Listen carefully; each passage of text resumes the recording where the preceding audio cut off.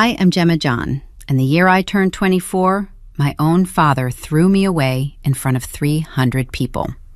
I stood in the doorway of a country club wearing stained medical scrubs after working a double shift to pay for the exact wedding happening inside. He looked at me the way you look at a piece of trash that blew onto your pristine lawn.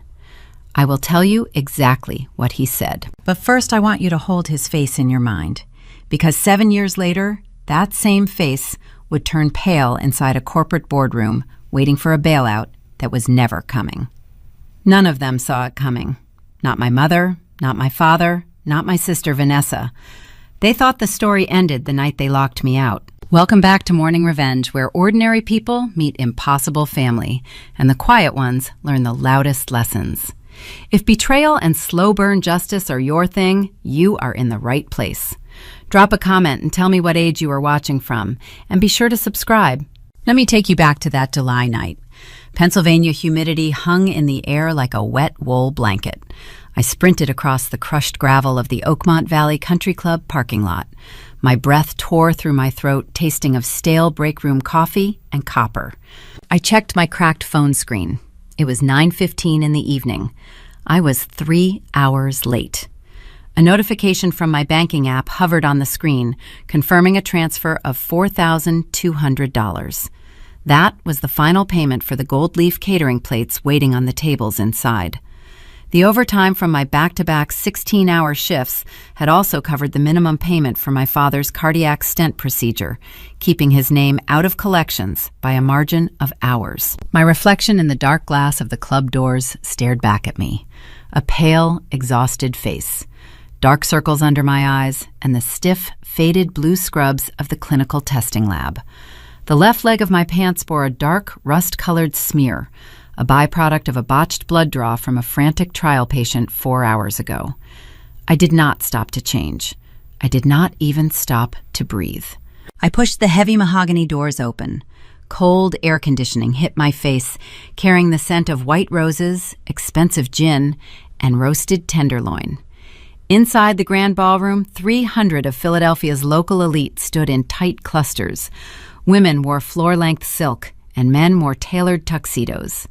In these proud, tight-knit communities, milestones were public theater. You showed up, you dressed the part, and you proved your family's standing. My rubber-soled nursing clogs squeaked against the polished marble floor. It was a minor sound, but in the acoustic perfection of the hall, it cut through the polite murmurs. Heads turned, eyes dragged up and down my stained uniform. The whispering started, a collective hiss of high society registering a disruption. Thomas John emerged from a crowd of local politicians. He wore a rented tuxedo that fit him well, projecting the image of a prosperous patriarch. His jaw set tight. He marched toward me, his gait stiff. I opened my mouth, the apology ready. "Dad, the centrifuge broke down. I could not leave the trial samples or I would lose the overtime pay." He held up a hand. He did not lower his voice. "Look at yourself." The string quartet in the corner faltered, the cellist missing a beat. Vanessa the bride stood 20 feet away in custom imported lace. Her face held a mask of manufactured horror. She did not step forward to defend her sister. "You dragged the stench of a clinic into your sister's wedding," he said, enunciating each syllable for the benefit of the watching crowd. "We planned for months to present our family properly today. You mock us. You mock her." I paid the caterer. I whispered the reality of the situation, chilling the blood in my veins. "I paid for your surgery. You are an embarrassment," he interrupted, raising his voice just enough to ensure the back rows heard. "I have one daughter. Tonight, get out of here. Do not come back to my house. You are done in this family." He did not ask if I was hurt. He did not care about the grueling hours I sacrificed to keep a roof over his head. He cared only about the rust-colored stain on my pant leg and the judgment of his peers. The transactional nature of our bond snapped into sharp focus.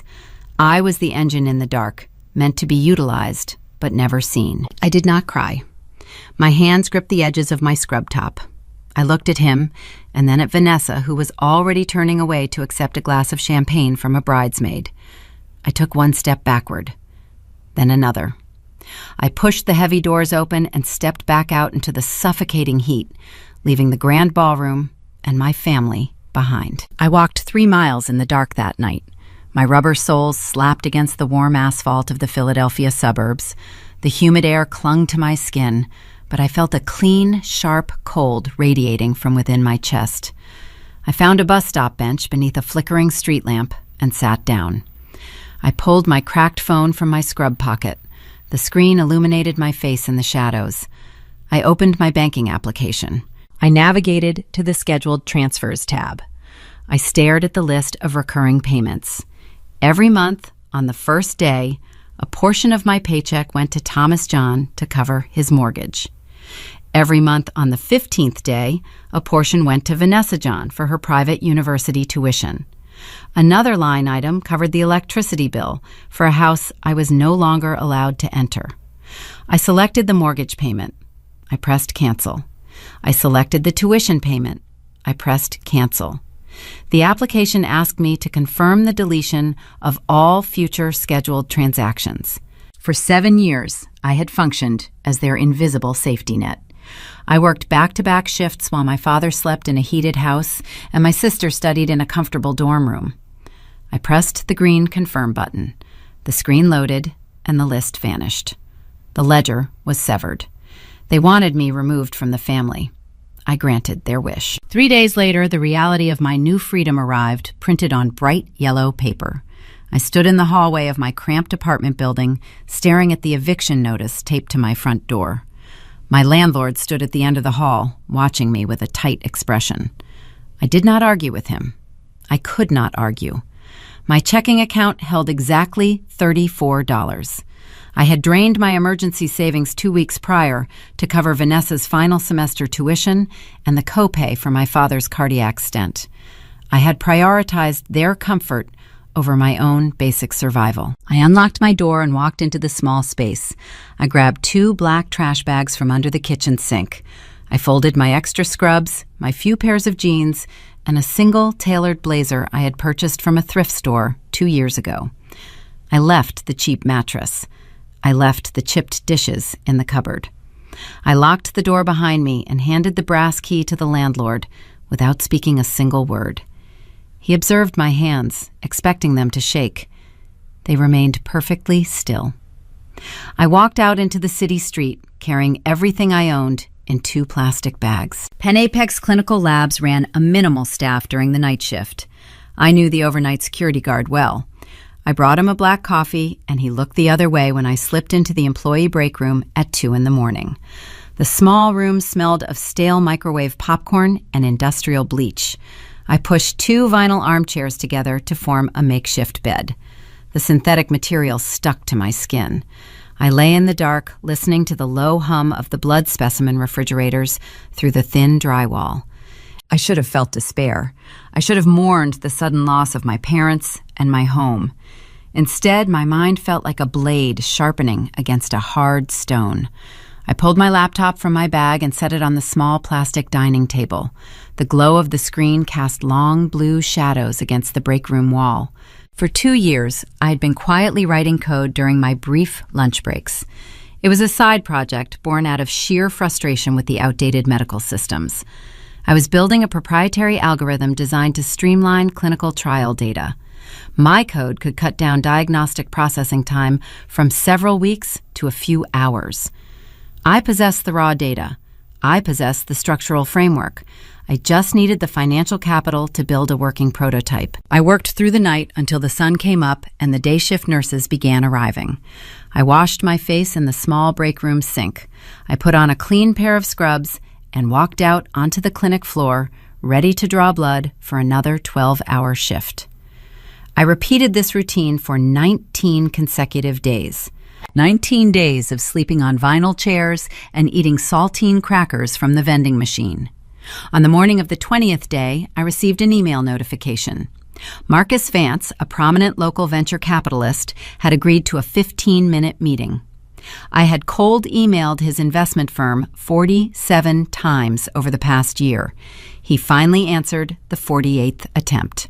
I walked into his corporate office in downtown Philadelphia wearing my thrift store blazer over a plain white blouse. The receptionist eyed my scuffed shoes. I ignored her judgment. Marcus sat behind a wide glass desk on the top floor.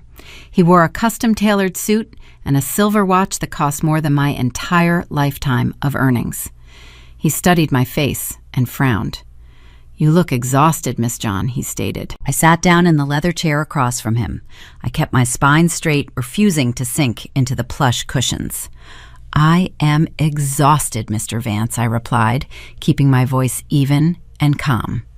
"I work 80 hours a week running clinical trials on the ground floor of a testing facility. I see the technical inefficiencies firsthand every single day. My exhaustion is the concrete proof that I deeply understand the problem you are going to pay me to solve." He stopped shuffling the papers on his desk. He leaned forward and actually looked at me. I opened my laptop and turned the screen toward him. I walked him through the algorithm architecture. I showed him how the code bypassed the standard data entry bottlenecks that cost medical facilities millions of dollars annually. I showed him the projected cost savings for major pharmaceutical companies. He asked questions. He fired off hard, complex questions designed to make a novice founder stumble under pressure. I did not stumble. I had built the entire code in the dark while my family slept in comfortable beds I paid for. I knew every line of data by heart. Marcus leaned back in his leather chair. He tapped a silver pen against his glass desk. He did not smile, but his eyes betrayed a flicker of genuine respect. He stated that he preferred investing in people who had nothing left to lose because they fought harder than anyone else in the room. He opened a desk drawer and pulled out a heavy corporate checkbook. He wrote a specific number and slid the paper across the glass surface. $50,000. It was a seed grant, a financial test to see if I could build the physical prototype I promised. I looked at the check. The paper felt heavy and substantial between my fingers. I did not thank him profusely or show any overwhelming emotion. I just nodded and told him he would have a working model on his desk in exactly 6 months. I walked out of that glass office and took the elevator down to the busy street. The bright Philadelphia sun warmed my face. I walked straight to a commercial bank 2 blocks away. I opened a new business checking account. I handed the teller the incorporation paperwork I had filled out in the clinic break room at 3 a.m. I registered the company right there at the counter. Aegis Trials. Aegis meant shield. I was building my armor. The heavy burden of my family betrayal still sat cold in my chest, but I had just placed the first solid stone of my new corporate empire. The seed money meant I could rent a small office space. It meant I could buy independent servers. It also meant I was officially a player in a dangerous game. As I walked out of the back doors, my phone rang with an unknown corporate number. I answered it. A senior recruiter from a rival pharmaceutical firm had already heard whispers about my pitch meeting. Word traveled fast in the medical technology sector. The recruiter offered me a highly lucrative position, attempting to buy my algorithm outright and shut down my new company before it even started. They wanted to absorb my work and bury my name. I ended the call without giving them an answer. The real war was just beginning, and I needed to prepare for battle. 7 years evaporate when you trade sleep for survival. In the beginning, my reality consisted of a rented folding table inside a windowless office above a dry cleaner in the industrial district. The air always smelled of harsh chemical solvents and burnt coffee. I lived on a diet of instant noodles and sheer spite. Year 1 was a brutal, endless cycle of writing code, pitching to investors, and facing steady rejection. Venture capitalists saw a 24-year-old girl with tired eyes and dismissed my algorithm as a pipe dream. I used their doubt as fuel. Marcus Vance provided the initial seed money, but I provided the blood, sweat, and relentless obsession required to make the prototype function flawlessly. By year 3, Aegis Trials secured its first major federal contract. My code successfully reduced the diagnostic processing time for a nationwide oncology trial from 4 weeks to 48 hours. The industry noticed the disruption. The medical journals started calling for interviews. By year 5, we broke the $90 million valuation mark. I stopped measuring time in birthdays and holidays. My calendar contained only funding rounds, board meetings, and patent approvals. The stained blue scrubs became a distant memory, replaced by tailored charcoal suits and silk blouses. My hands no longer drew blood from terrified patients. They signed acquisition papers and directed a workforce of over 300 specialized employees. Today, I am 31 years old. I stand as the chief executive officer of a corporation officially valued at $150 million. I built a private sanctuary to reflect my new reality and protect my peace. My home sits carved into the dense limestone hills outside Philadelphia.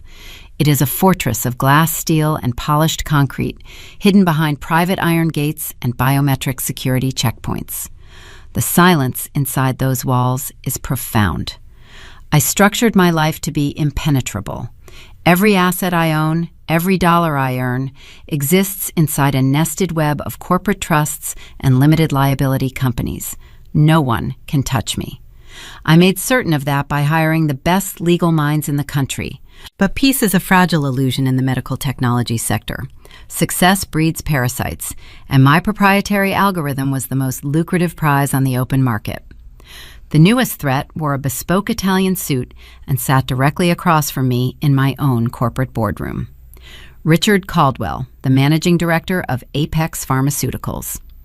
Apex operated as the apex predator of our industry. They possessed a notorious reputation for swallowing emerging startups, stealing their intellectual property, and burying their founders under ironclad non-disclosure agreements. Caldwell did not request a meeting to offer a friendly partnership. He arrived to deliver an execution order. Rain lashed against the floor-to-ceiling boardroom windows, casting long gray shadows across the polished oak table. Caldwell slid a thick, leather-bound legal binder toward me. It detailed a hostile corporate takeover. Apex had quietly spent the last 6 months purchasing 20% of Aegis unvested stock through a labyrinth of offshore shell companies. Caldwell explained his position with a smooth, practiced cadence. He threatened to dump the shares simultaneously, flooding the market and tanking my upcoming initial public offering. He demanded I surrender majority control of my board of directors in exchange for his corporate mercy. Caldwell smiled a thin, predatory line. He expected the young female founder to panic. He expected me to cry or beg or fold under the immense pressure of his corporate machinery. He did not realize I had survived worse monsters inside my own childhood home. A man who throws his daughter away in front of 300 affluent guests teaches that daughter how to look terror in the eye without blinking. I did not blink. I did not even shift my posture in my leather chair. I signaled to the man standing quietly in the shadows near the heavy wooden door. David Mercer, my general counsel. David was a former federal prosecutor with a mind like a steel trap. He possessed a ruthless pragmatism that mirrored my own. 3 years ago, he left a highly lucrative partnership at a top-tier corporate law firm because he witnessed me dismantle a corrupt supply chain vendor during a basic negotiation. He recognized a fellow apex predator and chose to fight by my side. David stepped forward. His footsteps made no sound on the thick carpet. He dropped a single, thin manila folder directly on top of Caldwell's thick binder. I let the silence stretch in the room. I watched the arrogant confidence slowly drain from Caldwell's face as he stared at the plain, unassuming folder. I told him his hostile takeover strategy was predictable, lazy, and ultimately flawed. I explained that while he was busy hiding his stock purchases, I had instructed David to investigate the Apex Pharmaceuticals offshore holding accounts. We did not merely find his shell companies. We found glaring compliance violations in their recent European clinical trials. We possessed concrete proof of data manipulation and fraudulent patient consent forms. I leaned across the oak table, keeping my voice low and steady. I informed Caldwell that if he attempted to move a single share of my company's stock, David would personally hand-deliver our investigative findings to the Securities and Exchange Commission.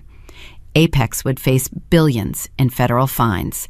Their public stock would crater before the market closed, and Caldwell would likely face federal indictment for securities fraud. The smug smile vanished from his face. Caldwell's skin turned the color of wet ash. He looked at David, who simply tapped his gold pen against the manila folder, confirming the lethal threat. We held all the leverage, and we were not afraid to use it. Caldwell stood up, grabbed his leather binder, and walked out of my building without uttering a single word of protest. David poured 2 glasses of sparkling mineral water. We avoided alcohol during business hours. A clear mind served as our sharpest weapon. We had just neutralized a multi-billion-dollar pharmaceutical titan without raising our voices. The hostile takeover dissolved into dust. Aegis trials remained firmly under my sovereign control. My iron fortress held strong. I stood by the floor-to-ceiling windows, watching Caldwell's black town car speed away from my corporate campus. The adrenaline faded, leaving a cold, calculated calm in its wake. I had spent 7 years building walls so high, nothing could breach them. I controlled my narrative. I controlled my environment. I answered to no one. I turned back to the table, ready to review the upcoming quarter financial projections. David did not hand me the quarterly reports. Instead, he reached into his leather briefcase and pulled out a glossy magazine. He placed it carefully on the oak table, pushing it toward me. It was the latest issue of the Pennsylvania Business Journal, the premier publication for the regional elite.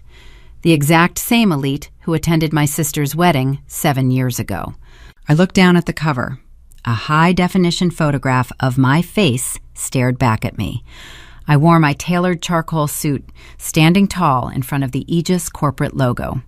The bold white text below my image read, "Gemma John, the triumphant rise of Pennsylvania's newest med tech titan." A cold chill traveled down my spine, settling deep in my chest. For 7 years, I had operated in the shadows, building my wealth far away from the social circles of my past. I had been a ghost, content to rule an invisible empire. Now, my face, my name, and my net worth were printed on glossy paper, sitting in waiting rooms, country clubs, and coffee shops across the entire state. My flawless insulation was gone. The ghosts of my past were about to discover exactly how much money I actually possessed. And I knew, with terrible certainty, that my 7 years of silence was about to break. The envelope hit the hardwood floor with a dull thud. Thomas sat in his faded leather armchair, the summer heat pressed against the living room windows. The central air conditioning unit had broken 3 months ago, and he could not afford the repair bill. He watched a single bead of sweat slide down his forearm. He stared at the envelope. The return address belonged to First National Bank. The thick paper bore a bright red stamp indicating a final warning. He did not open it. He knew the contents inside. The mortgage was 60 days past due. Foreclosure proceedings were pending. The pristine image he had spent 4 decades cultivating in this upscale Philadelphia suburb was rotting from the inside out. He listened to the sound of Linda in the kitchen. She was polishing the silver tea set. She polished the silver every Tuesday morning. She acted as if their affluent neighbors would still drop by for afternoon tea. The neighbors had stopped visiting when the front lawn turned brown and the luxury sedans vanished from the driveway. The downfall began 2 years prior. Vanessa had married Greg. Greg drove imported sports cars and spoke endlessly about commercial real estate acquisitions. Thomas had paraded the young man around the country club, soaking in the envy of his peers. Greg was the golden son-in-law, a symbol of their rising family status. When Greg needed capital for a new luxury development, Thomas eagerly co-signed the loans, pledging the equity of his own home to secure the deal. He did it to maintain the facade of a wealthy, expanding dynasty. Then the market shifted overnight. Greg's development stalled. The interest rates climbed. The imported cars were repossessed in the middle of the night. Greg filed for bankruptcy, leaving Thomas to face the angry corporate creditors alone. Thomas stood up from the armchair. His joints ached. His chest felt tight. He needed his cardiac medication adjusted, but his premium health insurance was gone. He walked into the kitchen. Linda scrubbed a silver spoon with frantic energy. Her hands looked thin and frail. She refused to look at the pile of unpaid utility bills stacked on the granite counter. "I have my doctor appointment," Thomas stated. His voice sounded hollow in the empty house. Linda nodded without looking up. "Try to negotiate the copay," she whispered.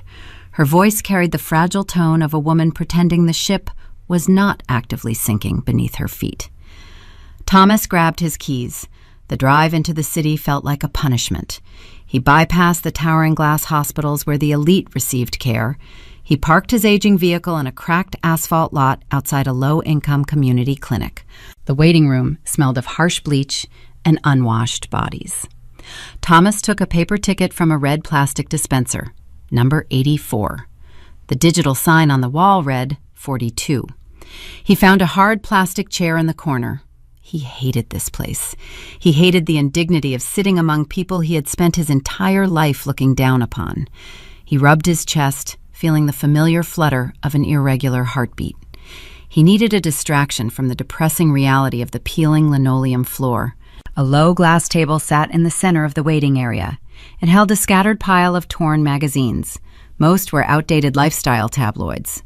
One publication stood out, the thick, glossy cover of the Pennsylvania Business Journal. Someone had left it behind. Thomas reached for it. He intended to read about local market trends to pretend he still belonged in the corporate world. He pulled the magazine onto his lap. The breath left his lungs. He stared at the cover. A woman in a tailored charcoal suit stared back at him. Her posture radiated authority. The sharp jawline, the piercing eyes, the familiar bone structure. It was the face of the daughter he had banished 7 years ago. He read the bold white letters printed below her image. Gemma John, the triumphant rise of Pennsylvania's newest med-tech titan. Thomas traced his finger over the words. Founder and Chief Executive Officer, Aegis Trials. Estimated valuation, $150 million. The numbers burned into his retinas. $150 million. He sat in a plastic chair facing imminent homelessness while his discarded child hoarded a vast fortune. He did not feel a single ounce of regret for abandoning her at the country club. He did not feel shame for prioritizing his public image over her survival. Instead, a toxic, venomous heat bloomed in his chest. It was the pure, unadulterated entitlement of a traditional patriarch. He had provided the roof over her head for 18 years. He had purchased her childhood clothes. He had put food on her plate. In his rigid mind, her success was a direct product of his parenting. He convinced himself that kicking her out had taught her the resilience needed to build a company. She was his investment. She had stolen his rightful return. She owed him everything. He opened the magazine to the feature article. His eyes scanned the paragraphs detailing her corporate conquests. The article mentioned her private estate in the hills. It highlighted her flawless legal structure. It painted a picture of an untouchable sovereign leader. Thomas sneered. No child is untouchable. He knew the deep pressure points of their local society. He knew that despite her wealth, she still operated within a culture that demanded public respect for family ties. A public scandal could ruin a pristine corporate reputation. The clinic nurse called his number.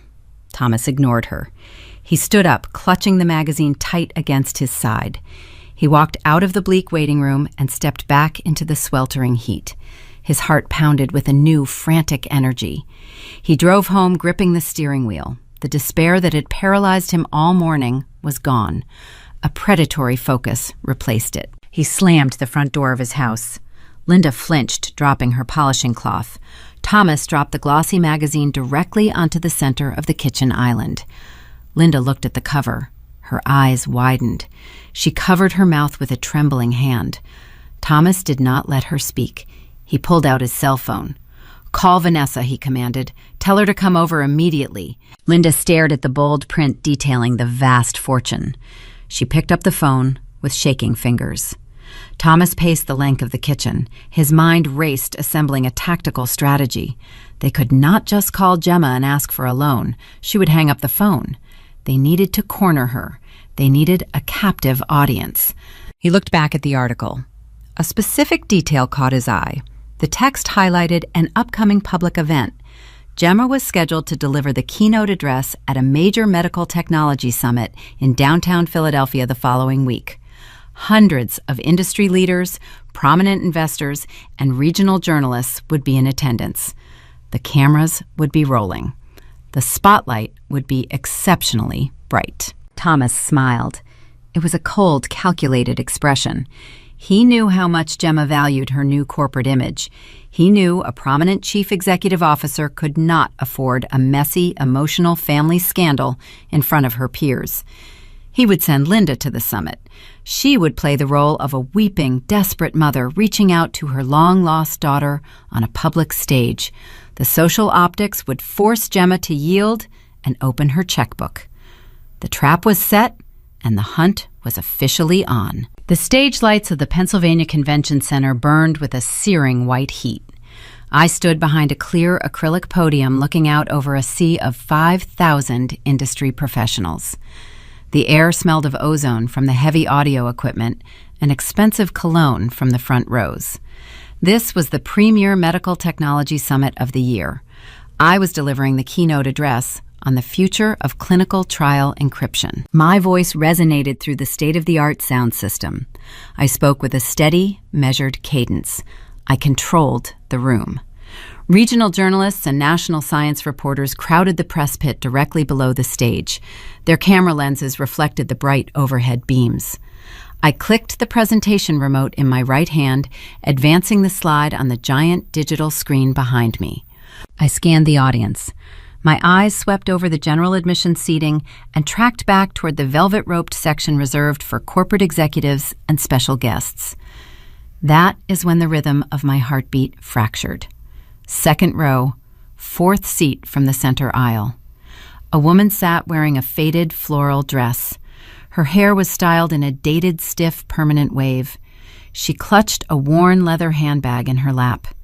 It was Linda, my mother. A cold spike of adrenaline pierced my chest. The dry air caught in my throat. For 7 years, I had visualized my parents as distant phantoms locked away in a decaying suburb. Now, the phantom was sitting 20 feet away from me, breathing the same air. I knew exactly how she found me. The glossy business magazine had reached her hands. The invisible wall protecting my wealth was breached. I kept my facial expression neutral. My training took over. I did not stop speaking. I continued explaining the complex architecture of biometric security walls, but my mind rapidly analyzed the immediate threat. Linda did not belong in this room. The tickets cost $2,000. She had charmed, or manipulated, her way past the registration desk using my last name. She was an uninvited scout sent to test my defenses. I watched her through the glare of the spotlights. Linda possessed a dangerous, specific talent for public theater. During my childhood, she routinely weaponized vulnerability.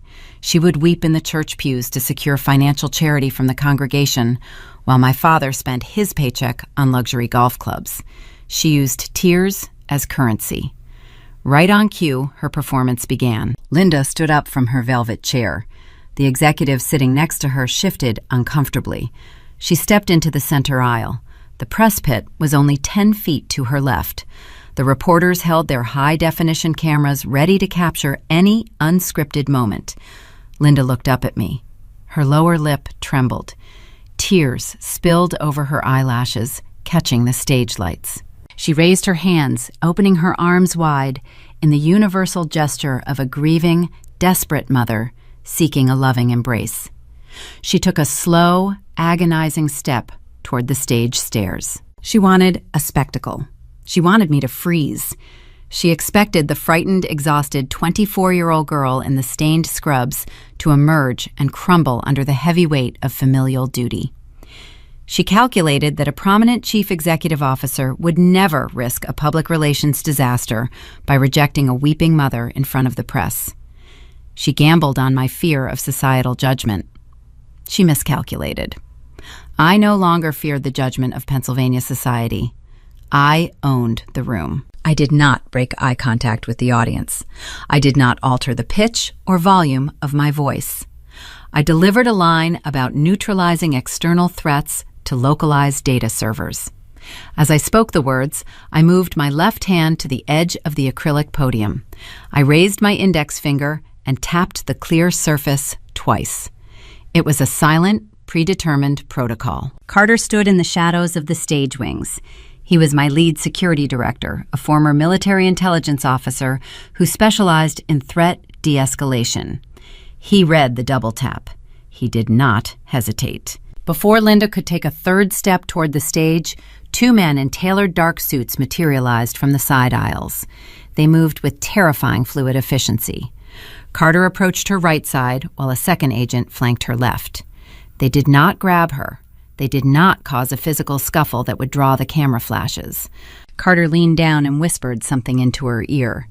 At the same time, the second agent positioned his broad shoulders between Linda and the press pit, effectively blocking the sightline of every single journalist in the room. They created a moving human shield. I watched the color drain from Linda's face. The manufactured tears stopped flowing. Her expression twisted from sorrow to pure, panicked confusion. She opened her mouth to scream, to force the spectacle she desperately needed. Carter placed a firm hand on her lower back. He guided her toward the nearest side exit door with such smooth authority that it looked like a standard VIP escort. From the perspective of the audience, a guest had simply felt faint and required medical assistance. No one raised an alarm. No one stopped listening to my speech. Linda looked back at me over Carter's shoulder as he pushed the heavy exit doors open. I met her gaze. I did not offer a comforting smile. I offered a cold, blank stare. The doors swung shut, swallowing her whole. The threat was neutralized in under 40 seconds.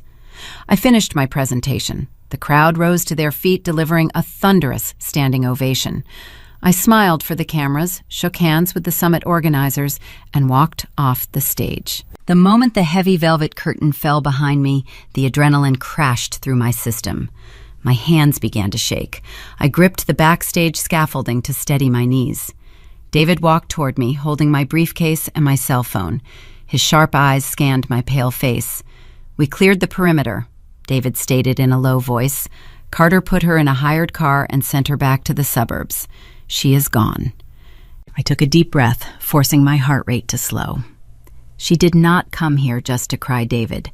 She came here to corner me. Thomas sent her to test the perimeter. They know about the company. They know about the money. David handed me my phone. The screen glowed in the dim backstage lighting. "You have one missed call," he said. It bypassed the executive screening filter. It came from a blocked number. I unlocked the device. A voicemail icon sat in my notification center. I pressed the audio file and held the speaker to my ear. The voice on the recording did not belong to my mother. It belonged to Vanessa. 7 years had not softened the sharp, entitled edge of my younger sister's tone. "You think you can throw our mother out onto the street like a common criminal?" Vanessa hissed through the digital static. "You think your little security guards make you untouchable? You owe this family, Gemma. Dad saw the magazine. We know exactly what you are hiding. If you do not answer my next call and pay what you owe, I am going straight to the tabloids. I will tell them you are mentally unstable. I will tell your board of directors that you abuse your elderly parents. The real war starts today." The voicemail ended with a sharp click. I lowered the phone. The quiet background noise of the convention center faded away. My family was not just reaching out for a handout.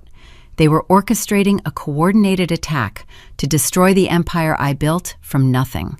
They wanted to rip Aegis trials from my hands, using lies and public manipulation.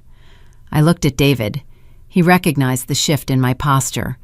The lingering fear from my childhood evaporated, leaving behind a lethal corporate strategist.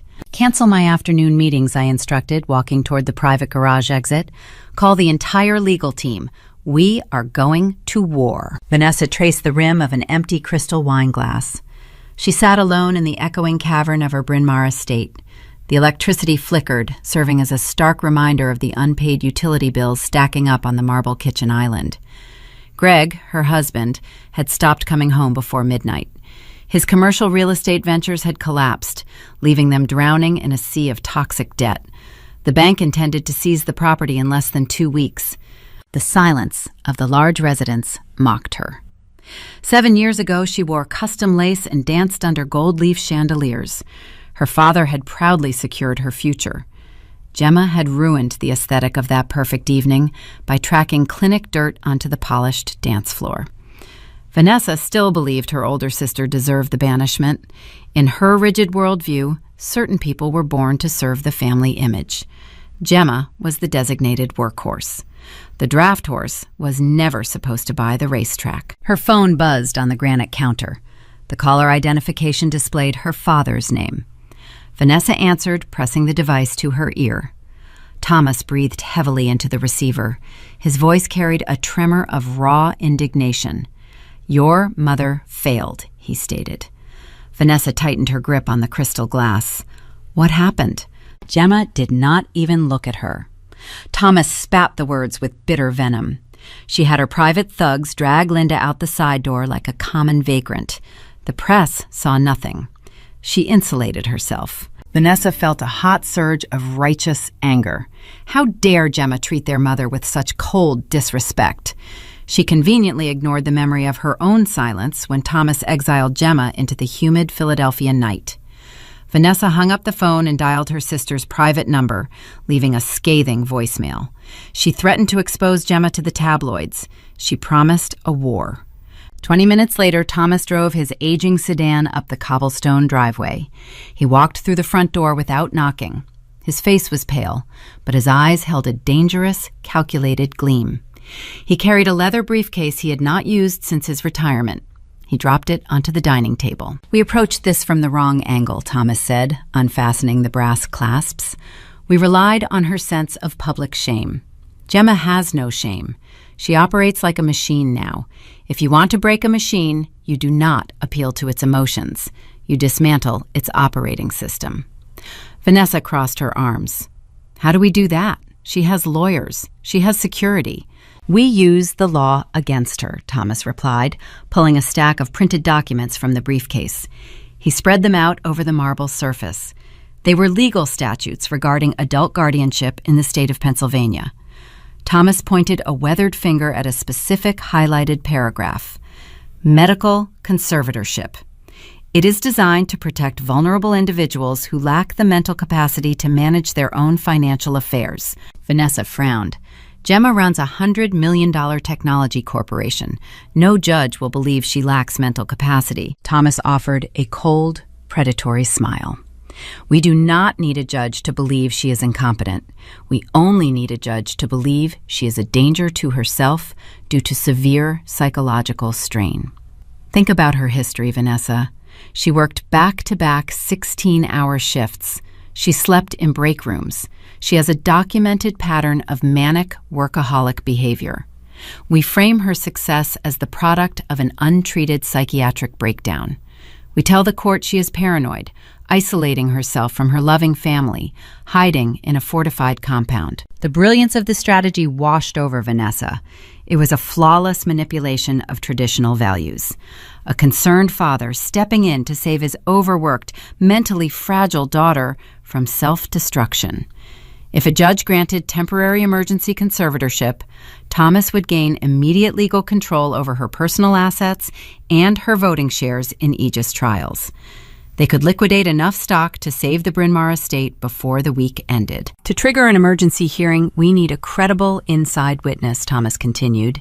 "We need someone within her corporate circle to testify that her behavior is erratic and detrimental to the company." Vanessa opened her laptop. She possessed a talent for social networking and digging up hidden connections. She bypassed the standard corporate directories and accessed an exclusive industry forum. She spent 2 hours cross-referencing the board of directors for Aegis trials against regional country club memberships. She hunted for a weak link. She found him. Donovan Hayes. Donovan was a legacy investor, a wealthy 65-year-old traditionalist who sat on the board representing a minority shareholder group. He held a reputation for despising modern corporate culture and frequently clashed with young female executives. He preferred the old ways of doing business, where men like Thomas commanded the room. Vanessa found his direct contact information through a mutual acquaintance at the country club. She dialed the number and handed the phone to her father. Thomas smoothed his tie, adopting the persona of a grief-stricken patriarch. When Donovan answered, Thomas spoke with a low, somber tone. "Mr. Hayes, my name is Thomas John.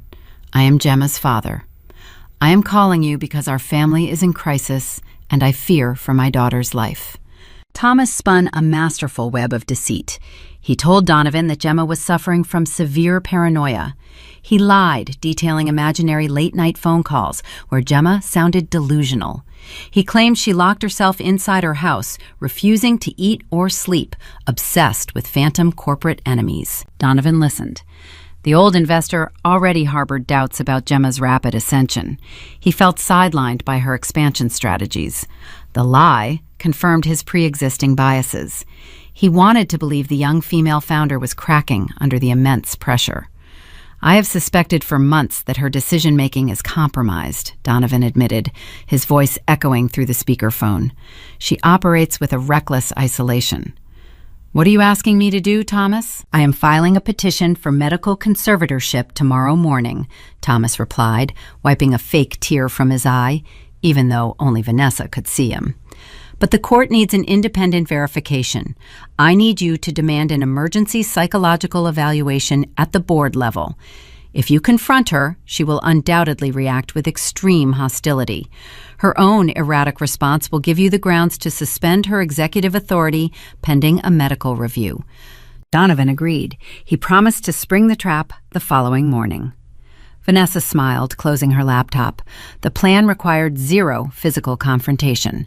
They would steal the empire without ever stepping foot on her property again. She poured herself a glass of tap water, pretending it was expensive sparkling wine. She convinced herself this sabotage was a righteous act. Gemma owed them this money. The family legacy demanded protection. The next morning, Vanessa sat at her kitchen counter waiting for the confirmation. Her phone screen lit up with a text message from an unknown number. It was Donovan. "I am walking into her private office right now," the message read. "I have the suspension paperwork in hand. The board will have control by noon." Vanessa exhaled a long breath of pure relief. She pictured the scene unfolding miles away. Donovan marching into the pristine corporate headquarters, holding the power to strip Gemma of her title, her wealth, and her dignity.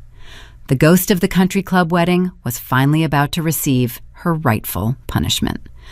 The draft horse was going back into the stable. My private office on the top floor of the Aegis corporate tower smelled of fresh rain against glass and dark roasted espresso. I stood by the window watching the morning traffic crawl along the Philadelphia streets. The door swung open without a knock. Donovan Hayes marched into the room.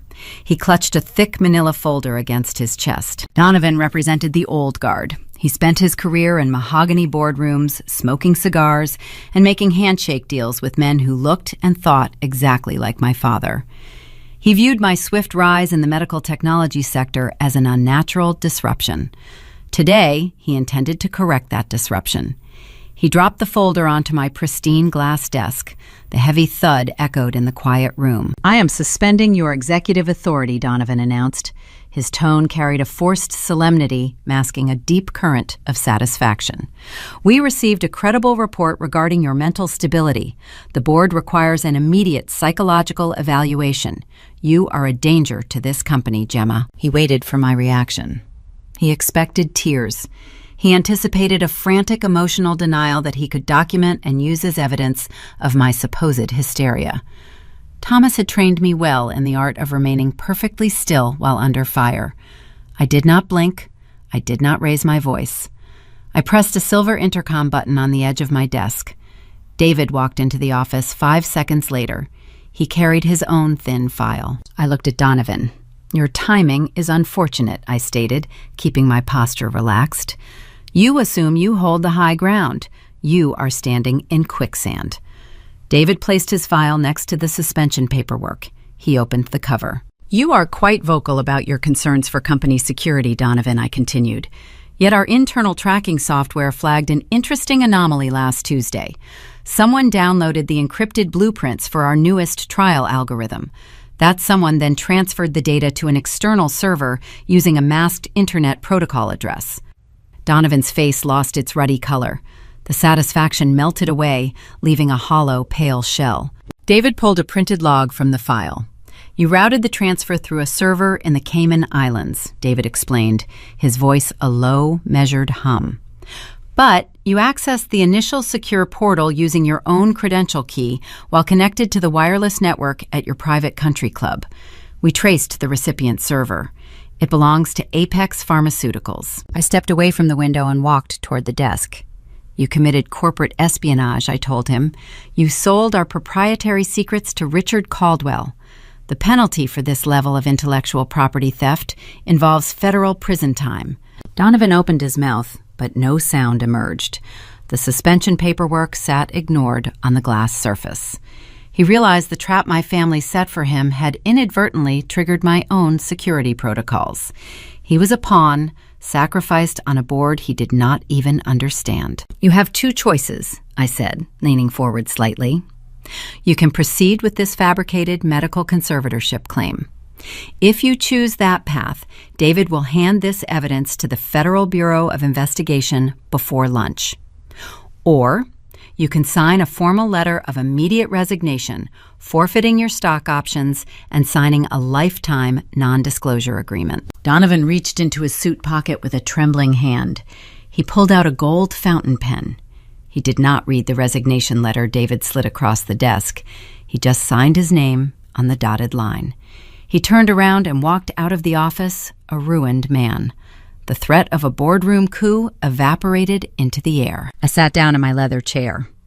The initial attack was neutralized, but the underlying vulnerability remained exposed. Thomas and Vanessa had discovered a terrifying loophole. Pennsylvania law allowed family members to petition for emergency guardianship over relatives deemed unfit. My father weaponized traditional family values, turning the legal system into a tool for financial extraction. Lock the doors, I told David. Cancel my schedule for the next 2 days. We have work to do. For 48 hours, the corporate headquarters transformed into a war room. We consumed black coffee and stale sandwiches. The fluorescent lights buzzed overhead as we mapped out a financial defense strategy on giant whiteboards. I realized that as long as my name remained directly tied to the Aegis assets, my parents could target me. I needed to become a ghost in the machine. We began the complex process of restructuring. We transferred my controlling shares of the corporation into an irrevocable blind trust. I appointed David as the primary trustee. Under this structure, I no longer legally owned the shares. I simply benefited from them. A judge could not seize assets that did not belong to me on paper. Next, we layered my personal wealth. We established a series of limited liability companies registered in anonymous jurisdictions like Wyoming and Delaware. The primary entity owned a secondary holding company, which in turn owned the deed to my private estate in the hills. The paper trail became an endless shifting maze. If Thomas hired forensic accountants to hunt for my money, they would wander through a desert of redacted documents and dead ends. My wealth became an iron fortress, impenetrable by design. By the morning of the third day, my eyes burned from staring at legal contracts. I signed the final document transferring my liquid capital into the primary blind trust. The defense was flawless. I stood up and walked to the floor-to-ceiling window. The city of Philadelphia stretched out below me, bathing in the early morning sunlight. Defense was necessary for survival, but defense alone would not stop Thomas and Vanessa from plotting their next strike. They proved they were willing to destroy my life to save their own comfortable existence. I needed to remove their capacity to fight. David sat at the conference table, organizing the final stacks of paper. I turned to face him. Look into Vanessa and Greg, I instructed. David paused, his hands hovering over a legal binder. They filed for bankruptcy last month, he replied. The public records show multiple defaulted commercial real estate loans. The banks are preparing to foreclose on their primary residence in Bryn Mawr. They have zero capital. Banks prefer quick cash over drawn-out foreclosure proceedings, I said. Find out which financial institution holds the primary mortgage on the Bryn Mawr property. Then set up a new shell corporation. Name it Ironclad Holdings. David raised an eyebrow, catching the drift of my strategy. You want to buy their debt. I want to buy all of it, I confirmed. Offer the bank a lump sum cash payment for the distressed notes. Purchase the commercial defaults and the residential mortgage. Do it quietly. Make sure my name never touches the transaction. The corporate machinery shifted into high gear. David executed the plan with lethal efficiency. The banking institution holding Greg's failed investments eagerly accepted a cash buyout for the toxic assets. They transferred the ownership rights to Ironclad Holdings without asking any questions. The transaction took less than 6 hours to finalize. The late afternoon sun cast long orange shadows across my glass desk. David walked into the office one last time. He did not carry a thick binder or a manila folder. He carried a single, plain, white envelope. He placed it carefully on the smooth surface in front of me. I opened the envelope. I pulled out a heavy piece of legal parchment. It bore the official seal of the county recorder. I read the text printed in black ink. It was the deed of trust for the sprawling estate in Bryn Mawr. 7 years ago, my family threw me onto the street because I lacked the funds to satisfy their endless greed. They assumed their social standing made them untouchable. They assumed my quiet nature meant I would always remain a victim. I ran my fingertips over the raised seal on the deed. I now owned the ground beneath their feet. I owned the roof over their heads. My trap was perfectly set, waiting in the shadows. All they had to do was walk into it. The phone on my desk began to ring with a call from the front gate security pavilion. The final confrontation was hurtling toward my doorstep. A sudden summer squall descended upon the Pennsylvania hills, dragging a thick gray darkness over the landscape. Rain battered the reinforced glass of my home office in relentless sheets. Lightning fractured the sky, casting harsh white illumination across the polished concrete floor. The storm mirrored the chaotic turbulence my family sought to bring into my life. I sat in my leather chair, reviewing a stack of digital security protocols. My sanctuary remained secure, sealed away from the elements. The internal communication console on my desk chimed. A sharp digital tone cut through the low rumble of thunder. I answered the line. Carter, my lead security director, spoke from the gatehouse located half a mile down the private access road. We have a situation at the main perimeter, Carter stated, his voice carrying a crisp professional edge.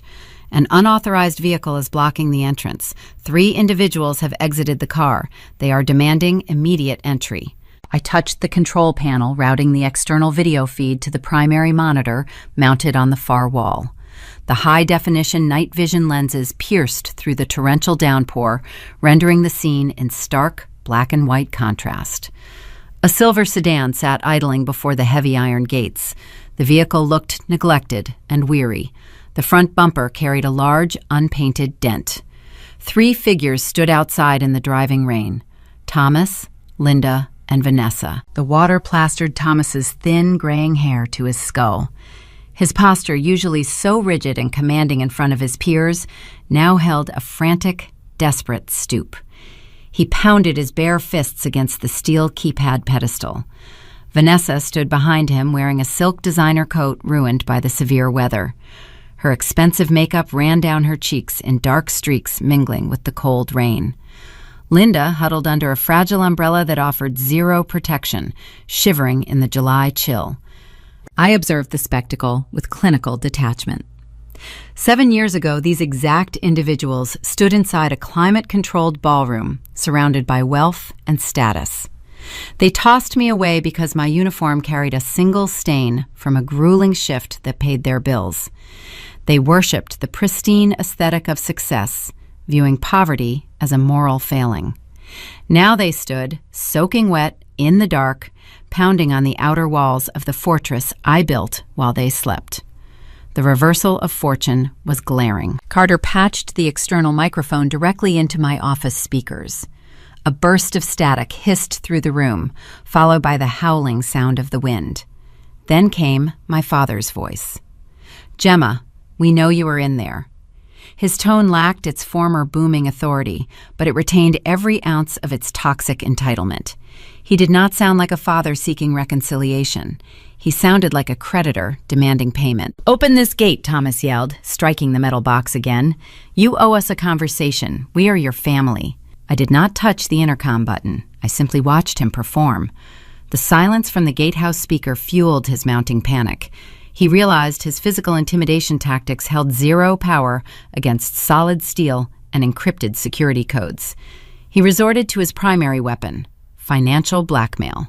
"Greg lost the commercial properties," Thomas screamed into the microphone, wiping the rainwater from his eyes. "The bank is seizing Vanessa's house at the end of the month. They are taking everything. We need $2 million, Gemma. It is a fraction of what you hoard in that compound. You will wire the funds by Friday, or you will regret it." $2 million. The exact sum required to clear the commercial defaults and the residential mortgage. They calculated the precise amount needed to maintain their fragile social standing in their affluent suburb. They viewed my corporate treasury as their personal emergency fund, a resource they could tap whenever their own poor decisions caught up with them. Thomas leaned closer to the camera lens, his face distorted in the wide-angle view. The desperation transformed into calculated malice. "If you ignore us, I will drive straight to the Philadelphia Chronicle," Thomas threatened.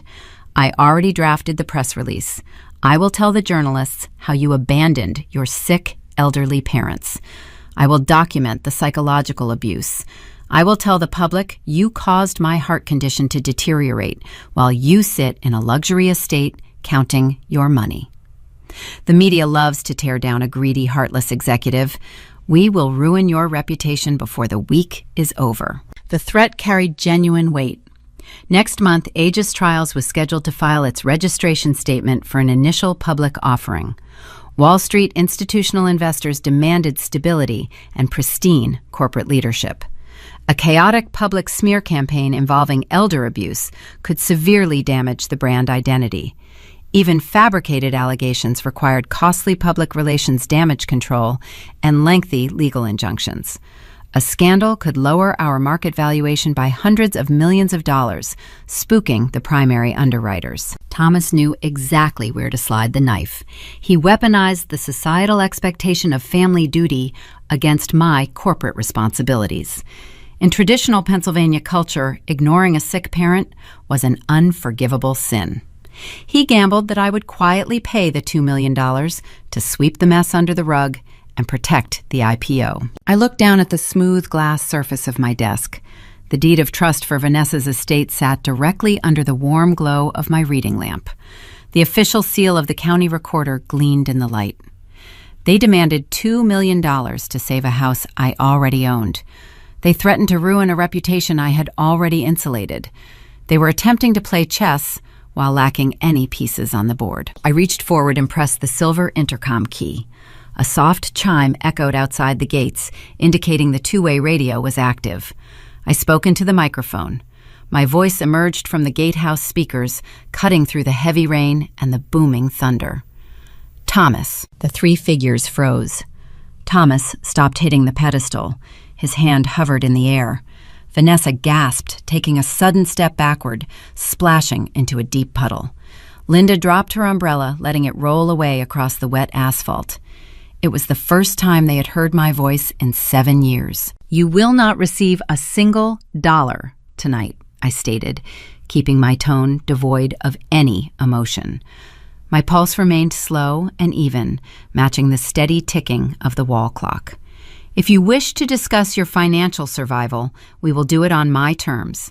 Tomorrow morning, 9 o'clock, Aegis Corporate Headquarters. Bring your paperwork."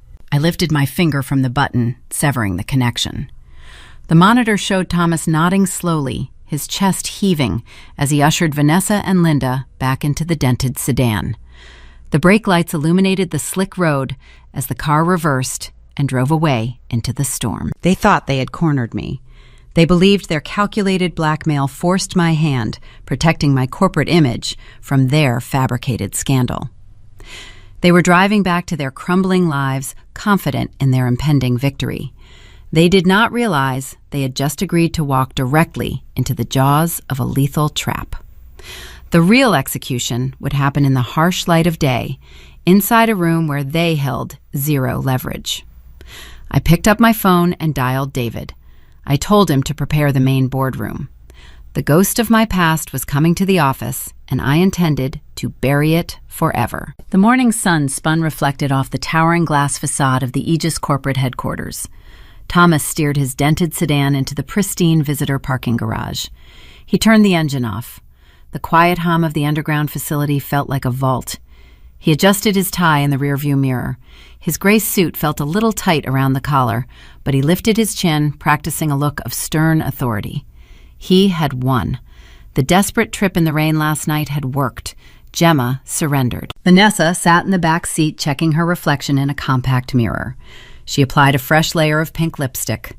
She wore a tailored beige dress, hoping to project the image of a wealthy socialite, despite her impending bankruptcy.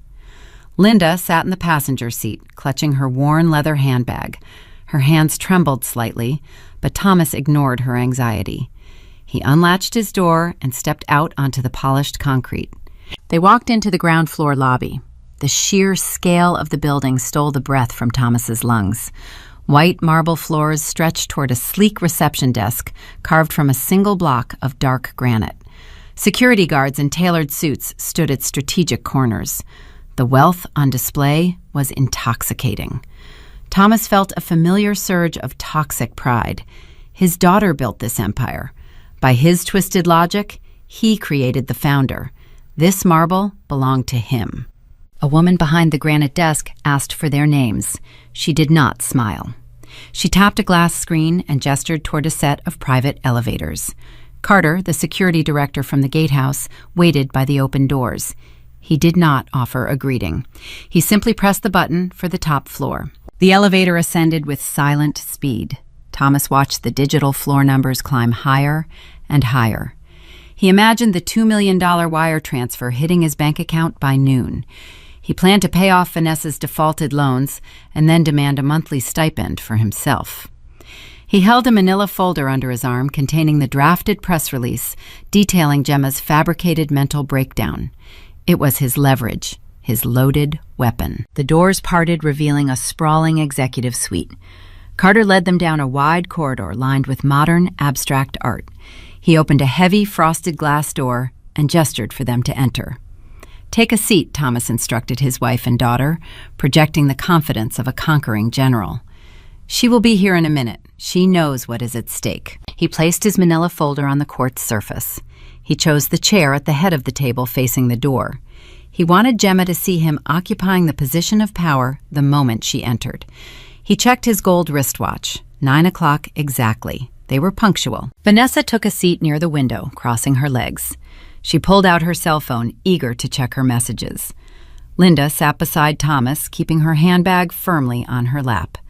She looked around the expansive room, her eyes darting nervously toward the locked door. 15 minutes passed. The room remained perfectly quiet. The soundproofing was exceptional.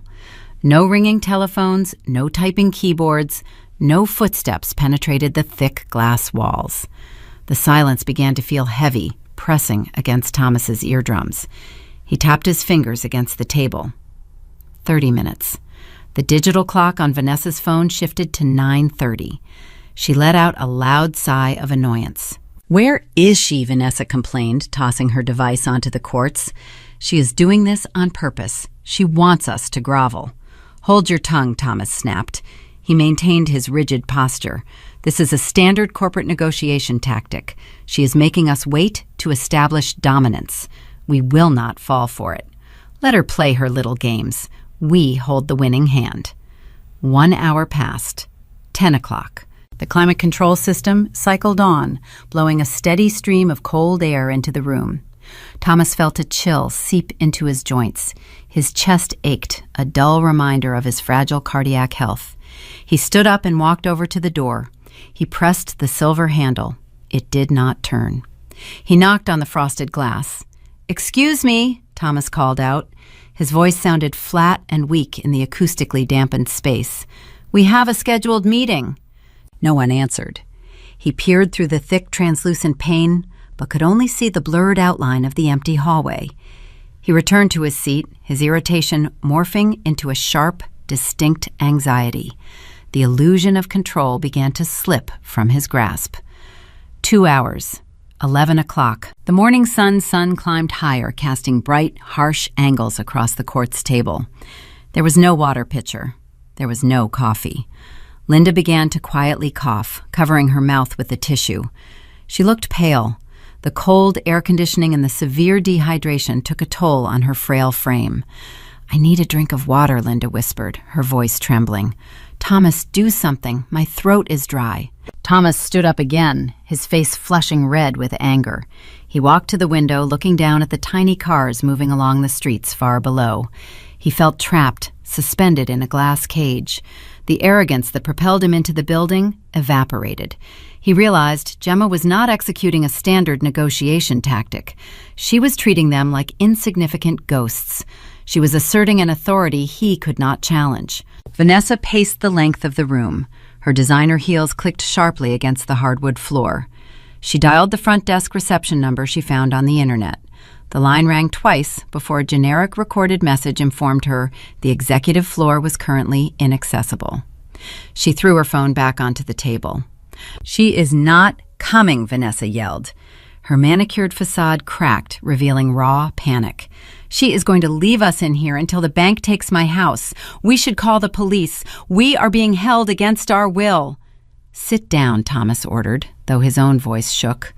Calling the police would trigger the exact public scandal we are trying to use as leverage. She knows we cannot make a scene without ruining our own blackmail strategy. He sank back into his chair. He stared at his manila folder.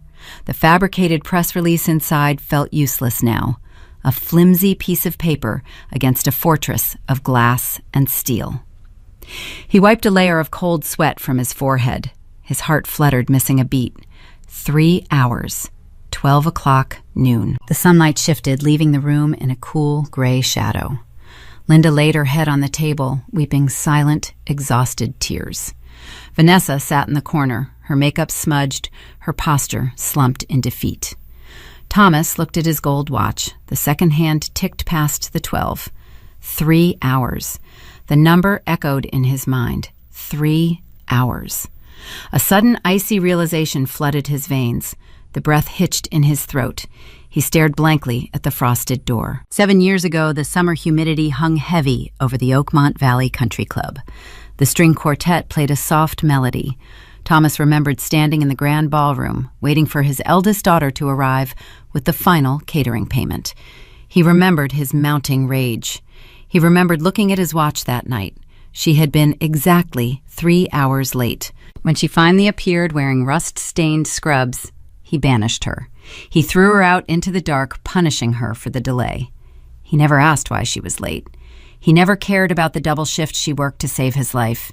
He only cared about the 3-hour wait. Thomas gripped the edges of the white quartz table. His knuckles turned white. His stomach twisted into a tight, painful knot.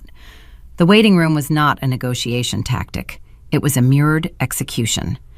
Gemma remembered every single detail. She was making him endure the exact measure of time he used to justify her exile. She trapped them inside a sterile vacuum, stripping away their dignity minute by slow, agonizing minute. Thomas felt a profound, suffocating dread. The daughter he discarded had evolved into an entity he could neither manipulate nor intimidate. She was a sovereign predator, and he had walked his family directly into her jaws. A soft electronic chime echoed from the wall panel. The locking mechanism disengaged with a heavy metallic clack.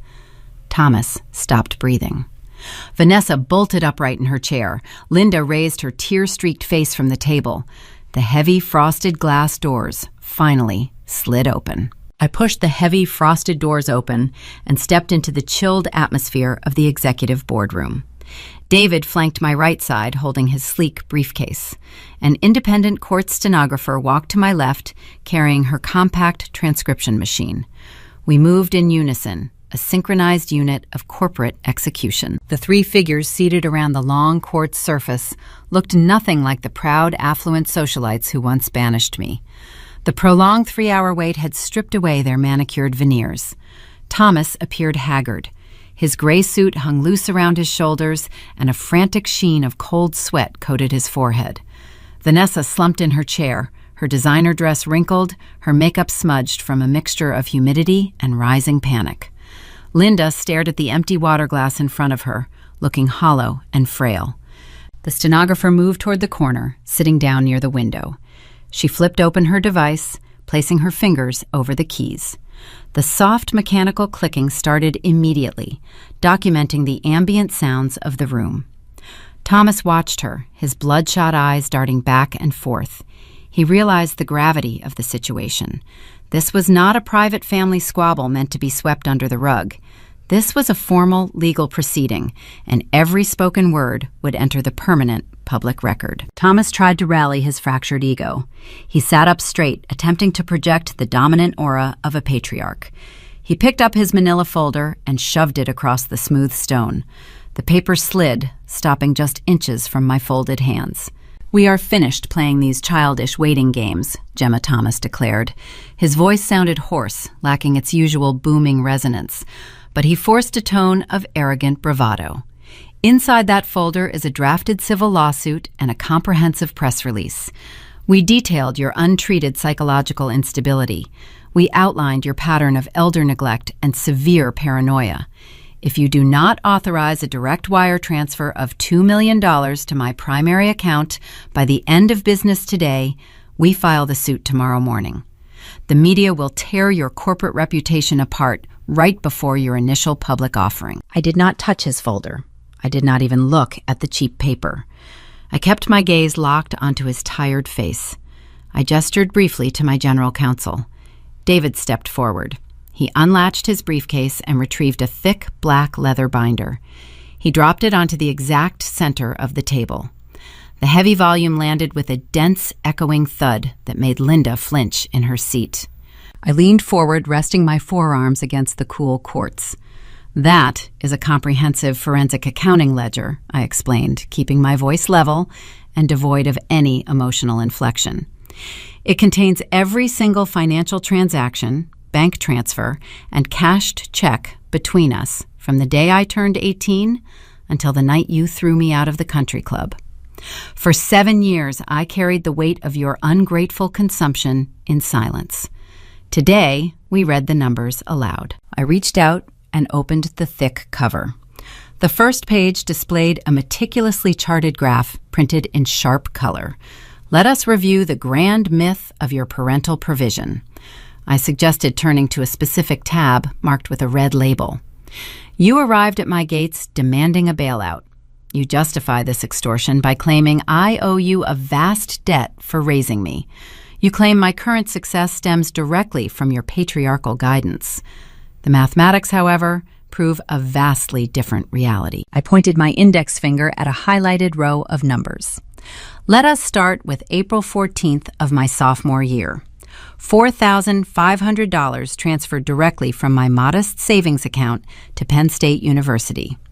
That deposit covered the tuition shortfall for Vanessa because you squandered her college fund on a luxury cruise you could not afford. You told your country club friends she earned an academic scholarship. The truth, printed right here in black ink, shows my clinic paycheck kept her enrolled." I turned another crisp page. May 2nd, $8,000 paid to the regional cardiology clinic for your arterial stent procedure. Your premium insurance lapsed because you refused to downgrade your exclusive golf club membership. I worked 80-hour weeks drawing blood from trial patients until my fingers blistered to keep your heart beating. I missed my own meals so you could dine on expensive steaks. I flipped to the final tab. July 14th, $4,200 paid to the elite catering vendor for a wedding reception I was not allowed to attend. The rust-colored smear on my uniform that offended you so deeply was the physical evidence of the labor required to buy those gold leaf plates. I slept in a chemical storage closet because I could not afford my own rent while funding your affluent illusion. You did not provide for me, Thomas. I financed your entire existence. I bought the very tuxedo you wore when you told the crowd I was an embarrassment." Vanessa stared at the open ledger. Her jaw dropped as the detailed bank routing numbers proved her entire elite education was a product of my grueling clinical overtime. She lived a lie funded by the sister she openly despised. She whispered that the documents were forged, claiming I fabricated the receipts to make them look bad. "The certified bank seals are stamped on every single page," I replied, cutting off her delusion. "You are looking at the exact cost of your vanity." Linda looked down at her hands, unable to meet my gaze, her silent tears leaving wet spots on the table. The foundational narrative they built to justify their toxic entitlement was burning to ash right in front of them. Thomas slammed his fist against the quartz, causing the empty glasses to rattle. "That ancient history means nothing," he shouted, spraying a fine mist of saliva into the air. "We are talking about today. We are talking about the $2 million you will pay right now to keep your name out of the headlines. You cannot erase the public relations disaster I hold in this folder. Your pristine brand will tank. Your investors will flee." I looked at David and nodded once. The counsel stepped forward, buttoning his suit jacket. He reached into his inner pocket and retrieved a certified legal decree bearing a gold judicial seal. The heavy parchment represented the lethal speed of elite corporate litigation, a realm Thomas could never hope to navigate. "You are holding a fairy tale," Mr. John David stated, his baritone voice filling the room with undeniable authority. "You assume the tabloids are eager to print unverified slander against a prominent chief executive officer. However, Aegis Trials employs a highly proactive media defense strategy. At 7 o'clock this morning, I appeared before a federal judge. I presented high-definition security footage of your extortion attempt outside the residential gates last night." David laid the legal decree directly on top of Thomas's manila folder, burying the threat. The judge granted a preemptive gag order and a sweeping defamation injunction against you, your wife, and your daughter. Furthermore, we served binding cease and desist notices to every regional and national media outlet operating within the United States. Our cybersecurity team is actively monitoring your digital footprints. If you attempt to leak a single fabricated story regarding my client's mental health on any platform, you will face immediate incarceration for violating a federal court order, along with ruinous financial penalties that will garnish any future income you manage to generate. The remaining color drained entirely from Thomas's face, leaving him a pale, trembling shell. The leverage he thought he possessed dissolved into thin air. His press release was nothing more than worthless scrap paper. He could not sell a scandalous story when no publication was legally allowed to print the words. The extortion plot was dead and buried, crushed under the weight of superior legal firepower. The boardroom fell deathly quiet, except for the soft, rhythmic clicking of the stenographer typing the final nail into their coffin. The reality of their total defeat settled over the table like a heavy shroud. Vanessa began to panic. Her breath hitched in short, shallow gasps, echoing her sudden terror. If the blackmail was useless, they had zero methods left to extract the bailout funds. The harsh reality hit her that the commercial banks would seize her Bryn Mawr estate by the end of the week, leaving them entirely homeless. She turned toward me, her eyes wide with a new feral desperation. She realized their offensive weapons were destroyed, but the war was not over. They still desperately needed shelter, and the conversation was about to shift from a demand for money to a desperate plea for survival. I held the only remaining key to their future, and the trap was ready to snap shut. The heavy silence in the boardroom stretched, pulling the tension tight across the polished quartz table. Vanessa could not endure the quiet. The reality of the federal injunction and the comprehensive financial ledger shattered her last remaining defense mechanism. She realized her designer clothes and her rehearsed country club manners held zero currency in this room. The protective bubble of her privileged existence popped, leaving her exposed to the cold, harsh truth of her impending ruin. She stood up from her chair, Her hands gripped the edge of the table, her knuckles turning a pale ivory. The pristine mask of the affluent socialite peeled away, revealing a terrified, frantic woman staring into an abyss. "You have no soul," Vanessa screamed, the sound echoing off the thick, frosted glass walls. Her voice cracked, losing its refined pitch. "You sit up here in your glass tower surrounded by security guards and lawyers, punishing us for a single mistake made 7 years ago. You want to see us suffer. You want to watch us lose everything." I kept my hands folded, resting on top of the black leather binder. I did not interrupt her. I let her exhaust her remaining adrenaline.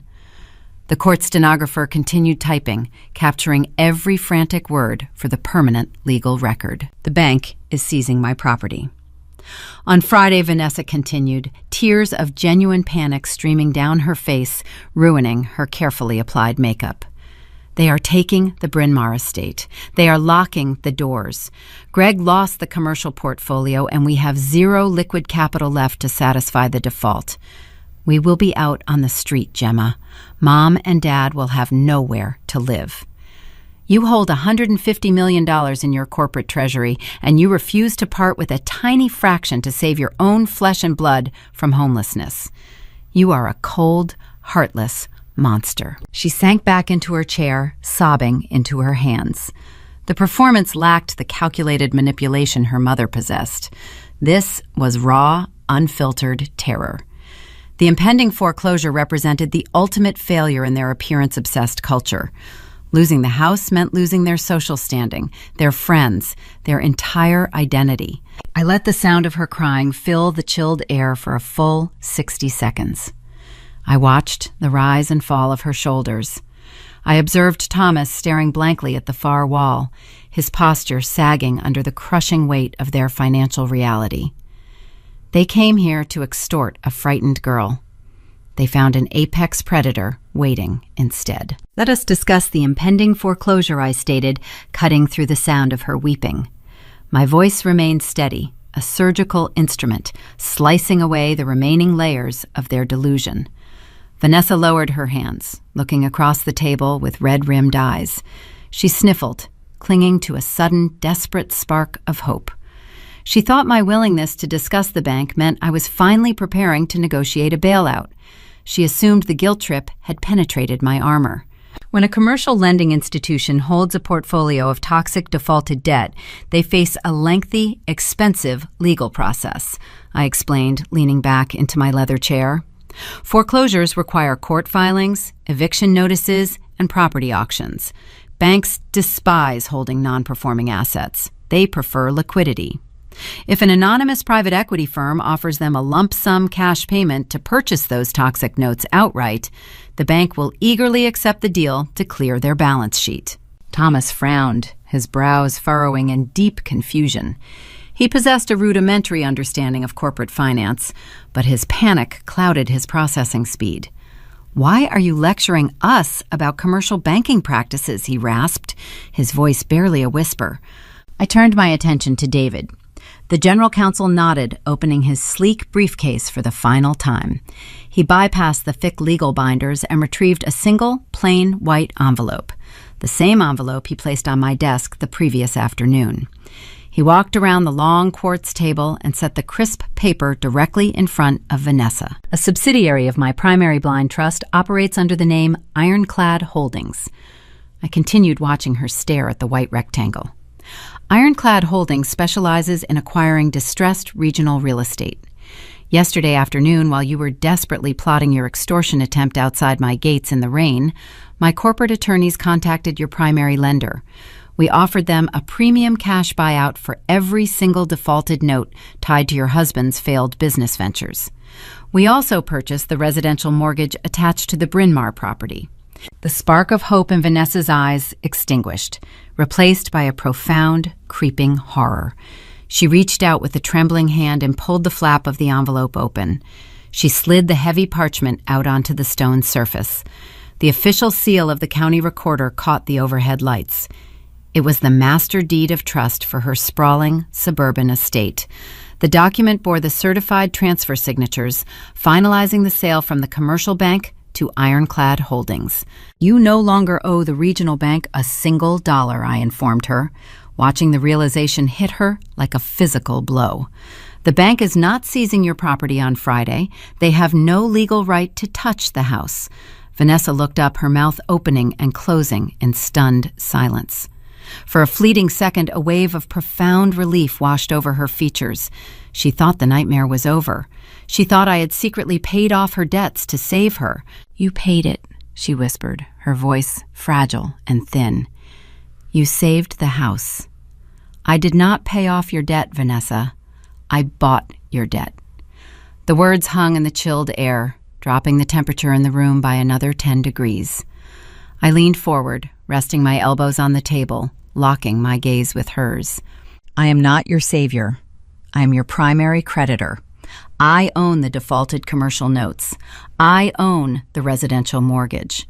Ironclad Holdings holds the exclusive deed to the Bryn Mawr estate.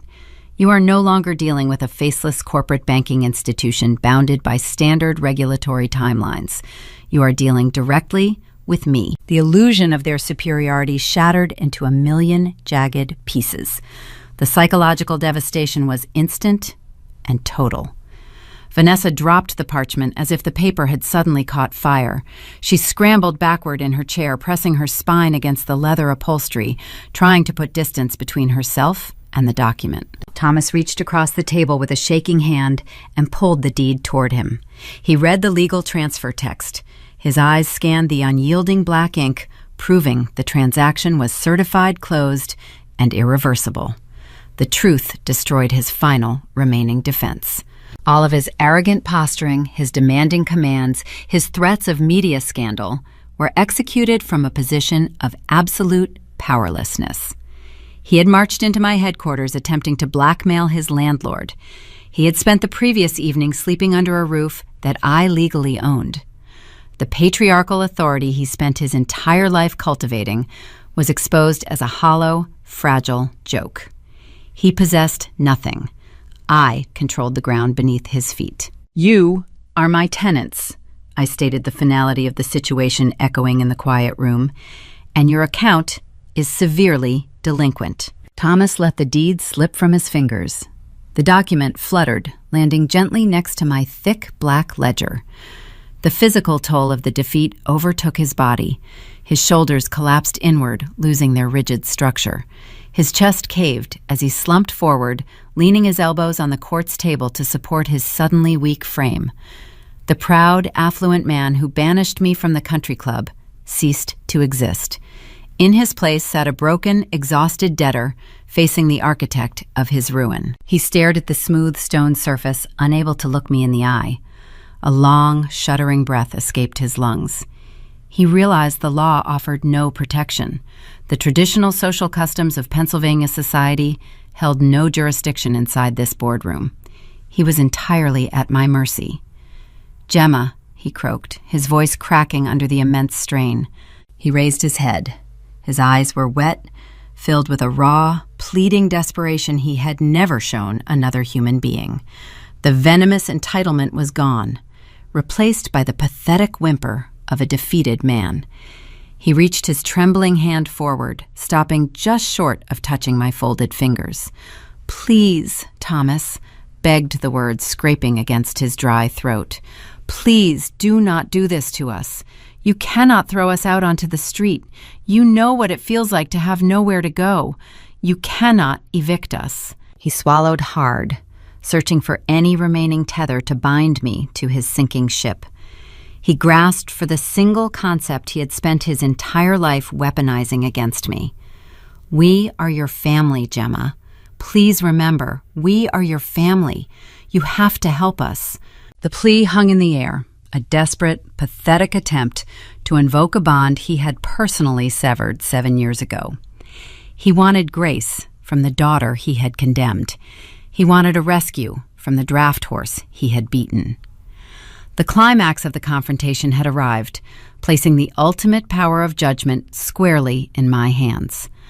I looked down at his trembling, outstretched fingers, preparing to deliver the final, devastating lesson in accountability. The word family hung in the chilled air. It was a heavy noun, carrying decades of cultural expectations. In the traditional Rust Belt neighborhoods of Pennsylvania, bloodlines dictated unconditional loyalty. The community demanded that you protected your relatives, regardless of their financial transgressions or moral failures. Thomas attempted to wield that rigid cultural rule as a final shield against his impending ruin. He reached his trembling fingers closer to my resting hands. His fingernails were perfectly manicured, a testament to his long life of leisure and calculated appearances. My own knuckles bore faint white scars from years of twisting sharp medical vials in the clinic. The profound contrast between our distinct realities sat starkly upon the white quartz table. Thomas misinterpreted my silence. He assumed my temporary hesitation signaled a yielding heart. He leaned further across the table, his deep desperation fueling a sudden frantic burst of negotiation. He offered to sign a residential lease agreement today. He promised to make timely monthly rent payments to Ironclad Holdings. He swore Greg would find a new executive job and repay the commercial defaults over a 10-year period. He invoked the prestigious names of their affluent neighbors, the local politicians, and the elders of their church congregation. He warned me that legally evicting my own parents would destroy my standing within the Philadelphia Social Registry. He still believed the invisible audience of high society governed my daily decisions. He still thought the fickle opinions of wealthy strangers held valuable currency in my modern world. I observed his frantic bargaining with clinical detachment. He bargained like a sailor drowning in a rising ocean tide, grasping at rotting pieces of floating debris. Vanessa sat frozen beside him, her breathing shallow and highly erratic. She recognized the utter futility of his empty promises. She knew Greg possessed zero career prospects, and their joint bank accounts held nothing except accumulated overdraft fees. They were entirely destitute. They possessed no leverage to negotiate a favorable settlement. I did not accept his extended hand. I pulled my arms back slowly and placed my palms flat against the cold stone surface. I pushed my chair backward, creating distance. The soft leather squeaked against the polished concrete floor.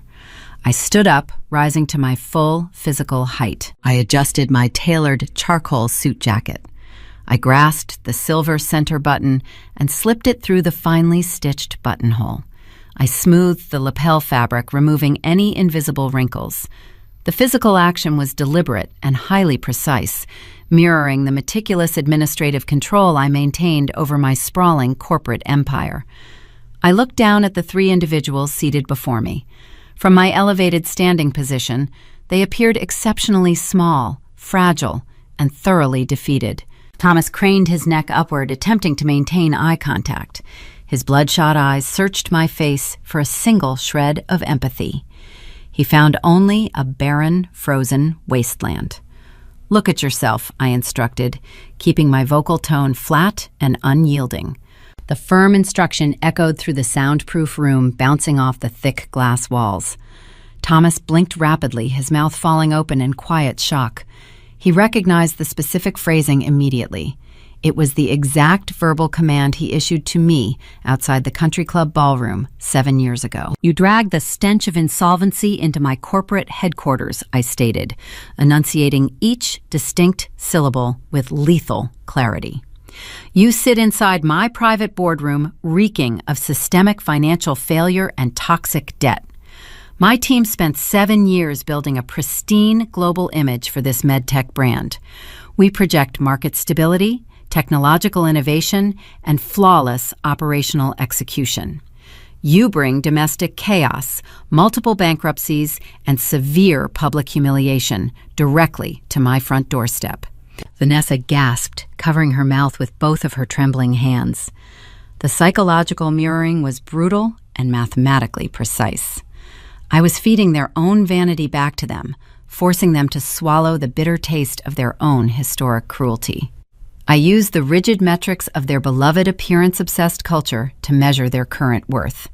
By their own standards, they were entirely worthless. "You are an embarrassment."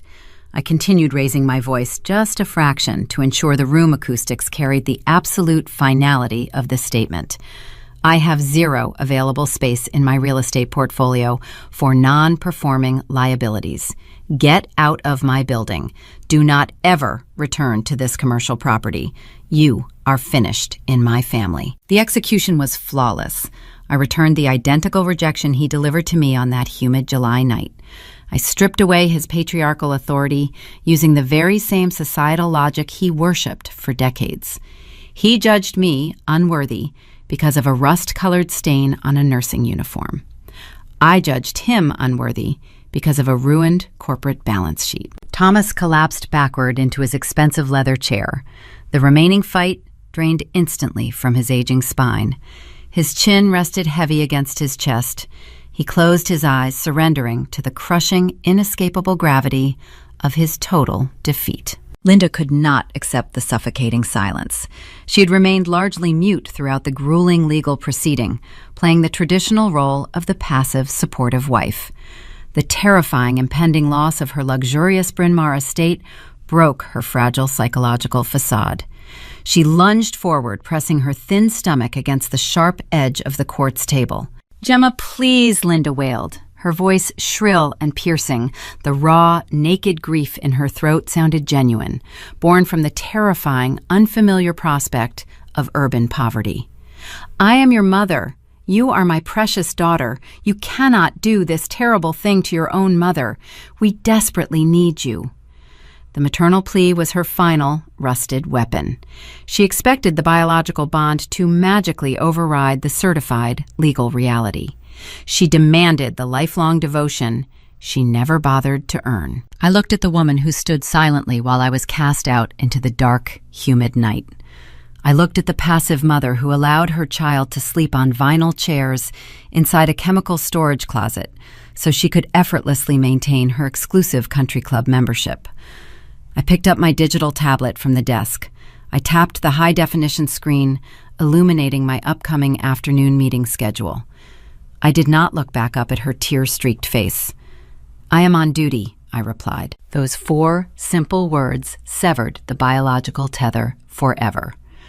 I prioritized my corporate responsibilities over their basic physical existence. I utilized the exact same justification they used to condemn my grueling medical shifts years ago. I was working. My specialized labor took precedence over their superficial vanity. The court stenographer lifted her fingers from the keys, ending the transcription. The official record concluded. David stepped forward, pulling the heavy frosted glass doors open. The hallway outside revealed 3 members of my private security detail waiting patiently. The next conflict was already taking shape on the horizon. Evicting stubborn, bankrupt tenants required physical enforcement, and I needed to prepare Aegis trials for the impending media fallout of seizing my family estate. The war was officially entering its final administrative phase. 3 broad men wearing dark charcoal suits stepped into the chilled boardroom. Vanessa watched them move with quiet, synchronized precision. They did not shout. They did not brandish weapons. They simply stood behind her chair, projecting a calm, lethal authority. The lead director, Carter, gestured toward the frosted glass exit. Vanessa stood up. Her designer heels caught on the edge of the thick carpet, causing her to stumble forward. No one reached out to steady her. Thomas rose from his seat, his face a pale mask of profound defeat. He looked 10 years older than he had upon arrival. Linda followed, keeping her head bowed, her shoulders shaking with silent sobs. The walk down the executive hallway felt like a funeral procession. The modern, abstract art on the walls blurred together. Vanessa focused on the rhythmic squeak of her own shoes against the polished stone floor. She remembered walking down a similar grand hallway 7 years ago, wearing imported white lace, basking in the adoration of hundreds of wealthy guests. She had felt invincible that night, believing her affluent status was an eternal birthright. Today, she walked as a condemned prisoner, banished from the sanctuary of true power. They entered the private elevator. The stainless steel doors slid shut, severing them from the executive suite. The descent was rapid and stomach-churning. The digital floor indicator flashed downward in rapid succession. Nobody spoke. The only sound was the low mechanical hum of the elevator shaft and the ragged, frantic breathing of her father. The doors parted, revealing the sprawling ground floor lobby. The afternoon sun poured through the towering windows, casting long, bright beams across the white marble. Vanessa kept her eyes focused straight ahead, hoping to avoid the gaze of the corporate receptionists. She felt stripped naked, exposed to the harsh light of reality. Carter guided them through a side exit, bypassing the main revolving doors. They stepped out into the humid air of the visitor parking garage. The scent of hot asphalt and car exhaust filled her lungs. Thomas walked slowly toward his dented silver sedan, pulling the keys from his pocket with a trembling hand. "Wait," Carter instructed. The three of them turned around. The security director held 3 thick manila envelopes. He extended his arm, offering the first packet to Thomas. The patriarch stared at the brown paper, refusing to take it. Carter simply dropped the envelope onto the hood of the sedan. It landed with a heavy, unmistakable slap. He tossed the second packet meant for Greg next to it. He handed the final envelope directly to Vanessa. She looked down at the printed label. The return address belonged to the Municipal Housing Authority acting on behalf of Ironclad Holdings. She tore the paper flap open, sliding the documents into the dim light of the garage.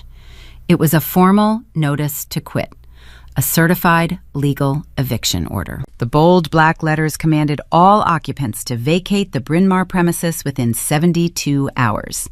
The document cited the finalized purchase of the defaulted commercial notes and the immediate assumption of the residential deed. There was no standard 30-day grace period. Gemma had utilized a specialized commercial eviction clause designed for abandoned corporate assets, effectively classifying them as hostile squatters. 72 hours, Vanessa whispered the words, tasting like ash in her dry mouth. She looked up at Carter. "We cannot pack an entire estate in 3 days. Where are we supposed to go?" Carter maintained a blank professional expression. "That is not a concern of Aegis Trials or its subsidiaries," he stated, turning on his heel and walking back toward the building entrance. "If the property remains occupied past the deadline, local law enforcement will execute a physical removal." Vanessa sank into the back seat of the sedan. The leather upholstery felt hot and suffocating. Thomas started the engine, the old motor grinding in protest before catching. He navigated the car out of the parking structure, driving aimlessly into the heavy Philadelphia traffic. Vanessa pulled her cell phone from her purse. She needed an escape route. Her entire life revolved around an intricate web of social connections. She belonged to the most exclusive country club in the state. She attended charity galas and hosted lavish dinner parties. She assumed her vast network of affluent friends would offer shelter, or at least temporary financial grace. She opened her messaging application. She drafted a text to her closest confidant, a woman named Caroline, whose husband sat on the city council. Vanessa explained they needed a guest house for a few weeks due to a minor banking error. She pressed send. The message delivered. She watched the screen, waiting for the familiar typing bubble to appear. 5 minutes passed. 10 minutes passed. Caroline read the message but offered zero reply. Vanessa switched to her email inbox. A new, unread message sat at the top of the queue.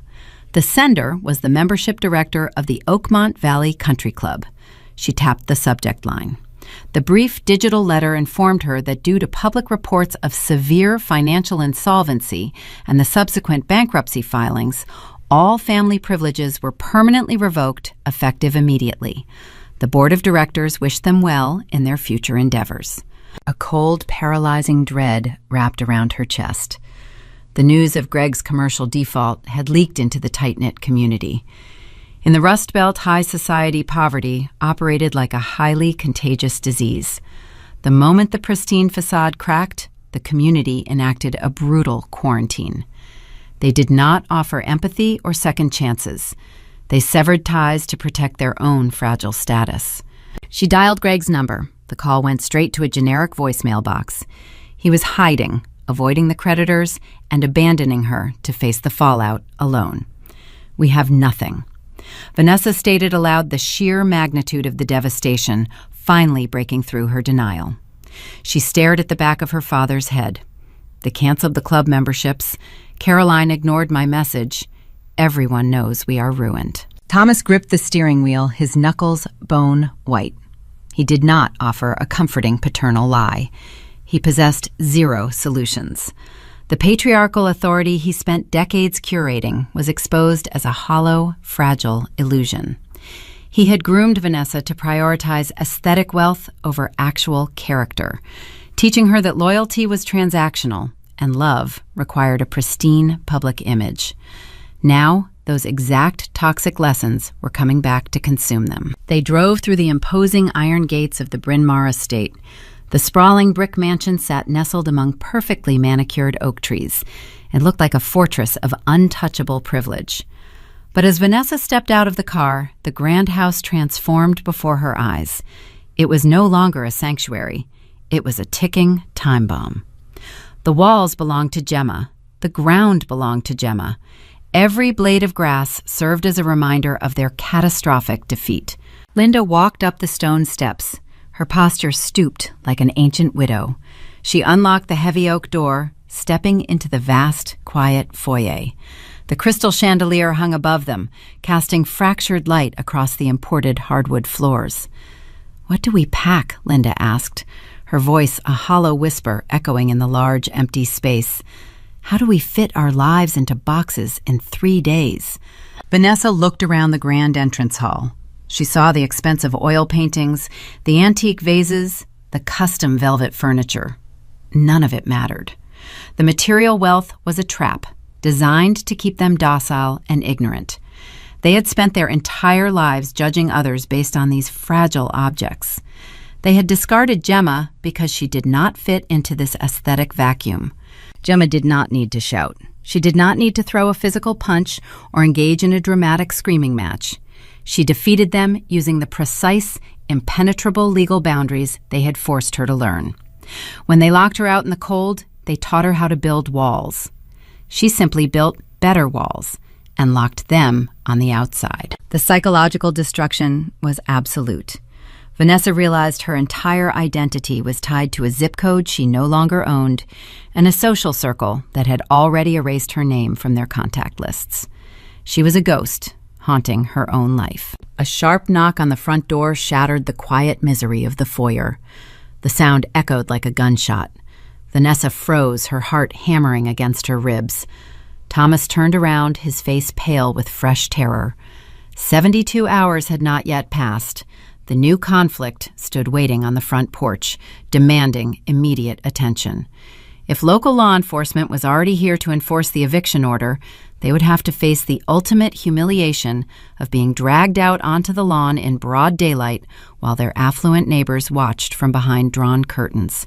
The final shred of their dignity hung in the balance as Thomas slowly reached for the brass doorknob. The notification on my encrypted phone chirped. I stood inside the sub-zero temperature of my private research laboratory. Carter sent a brief text message confirming the delivery of the secondary legal notices at the Bryn Mawr property. The sharp knock Vanessa heard on her front door was not the local police force. I did not need to send armed officers to execute a public humiliation. I sent a bonded process server, accompanied by a local real estate agent, to hammer a bright yellow auction sign directly into her pristine front lawn. The public quarantine was now formal and visible. Every passing neighbor in their affluent zip code would see the wooden stakes driven into the grass. Their social currency was officially bankrupt. I placed the mobile device onto a stainless steel workstation. The quiet, rhythmic hum of the cryogenic storage freezers filled the vast white room. The sound offered a striking, soothing contrast to the frantic, emotional chaos that had infected my corporate boardroom earlier that morning. 7 years ago, I sought refuge in a cramped clinic break room, smelling of cheap bleach and burnt microwave popcorn. I hid from the world, terrified of my own shadow, desperate to earn a sliver of affection from people who viewed me as a disposable utility. Today, I stood inside a pristine, sterile sanctuary built by my own intellect. I inhaled the crisp, filtered oxygen. I felt a profound, unfamiliar lightness in my chest. The heavy, suffocating ghost of my childhood trauma had finally evaporated. I no longer sought their validation. I no longer feared their rejection. The transaction was over. The laboratory represented everything my family despised. It was cold, calculating, and governed by the unyielding laws of mathematics and biology. There was no room for vanity here. There was no space for manufactured social standing or toxic patriarchal pride. A line of code either functioned properly or it failed. A clinical trial either produced viable cellular data or it collapsed under peer review. The machines did not care about the brand of my clothing or the zip code of my residence. They only responded to competence. I had traded the messy, unpredictable cruelty of human relationships for the flawless, reliable architecture of data. Every glowing diode and every spinning cooling fan served as a testament to my survival. I walked along the aisle of the primary server racks, feeling the gentle vibration of the processors through the thick rubber soles of my shoes. The servers held the medical futures of countless trial patients, relying on my algorithms to deliver life-saving diagnostic results. The secure door hissed open behind me. David walked into the laboratory holding a thick leather portfolio. He wore a crisp white shirt, having discarded his suit jacket after the grueling morning negotiations. He approached my workstation, placing the portfolio onto the cold metal surface. He opened the cover. The initial public offering registration statement sat, ready for my signature. This document represented the culmination of a decade of relentless labor. It was the formal declaration of my corporate sovereignty to the global financial markets. Once I signed these pages, Aegis Trials would transition from a private entity into a publicly traded titan. Wall Street underwriters valued the opening share price at a figure that would cement my status as a billionaire before the opening bell rang. I picked up a silver fountain pen. I did not rush the moment. I stared at the blank signature line. I thought about the desperate girl shivering in the dark holding 2 trash bags filled with cheap clothing. I thought about the long nights writing lines of code, trying to ignore the gnawing pain of an empty stomach. I remembered the taste of stale vending machine crackers and the harsh glare of the clinic fluorescent lights. I channeled all of that ancient grief into the silver tip of the pen. I pressed the nib against the thick parchment and signed my name in a smooth, unbroken stroke. The friction of the metal against the paper sounded like a definitive, final judgment. The ink dried instantly. I handed the portfolio back to David.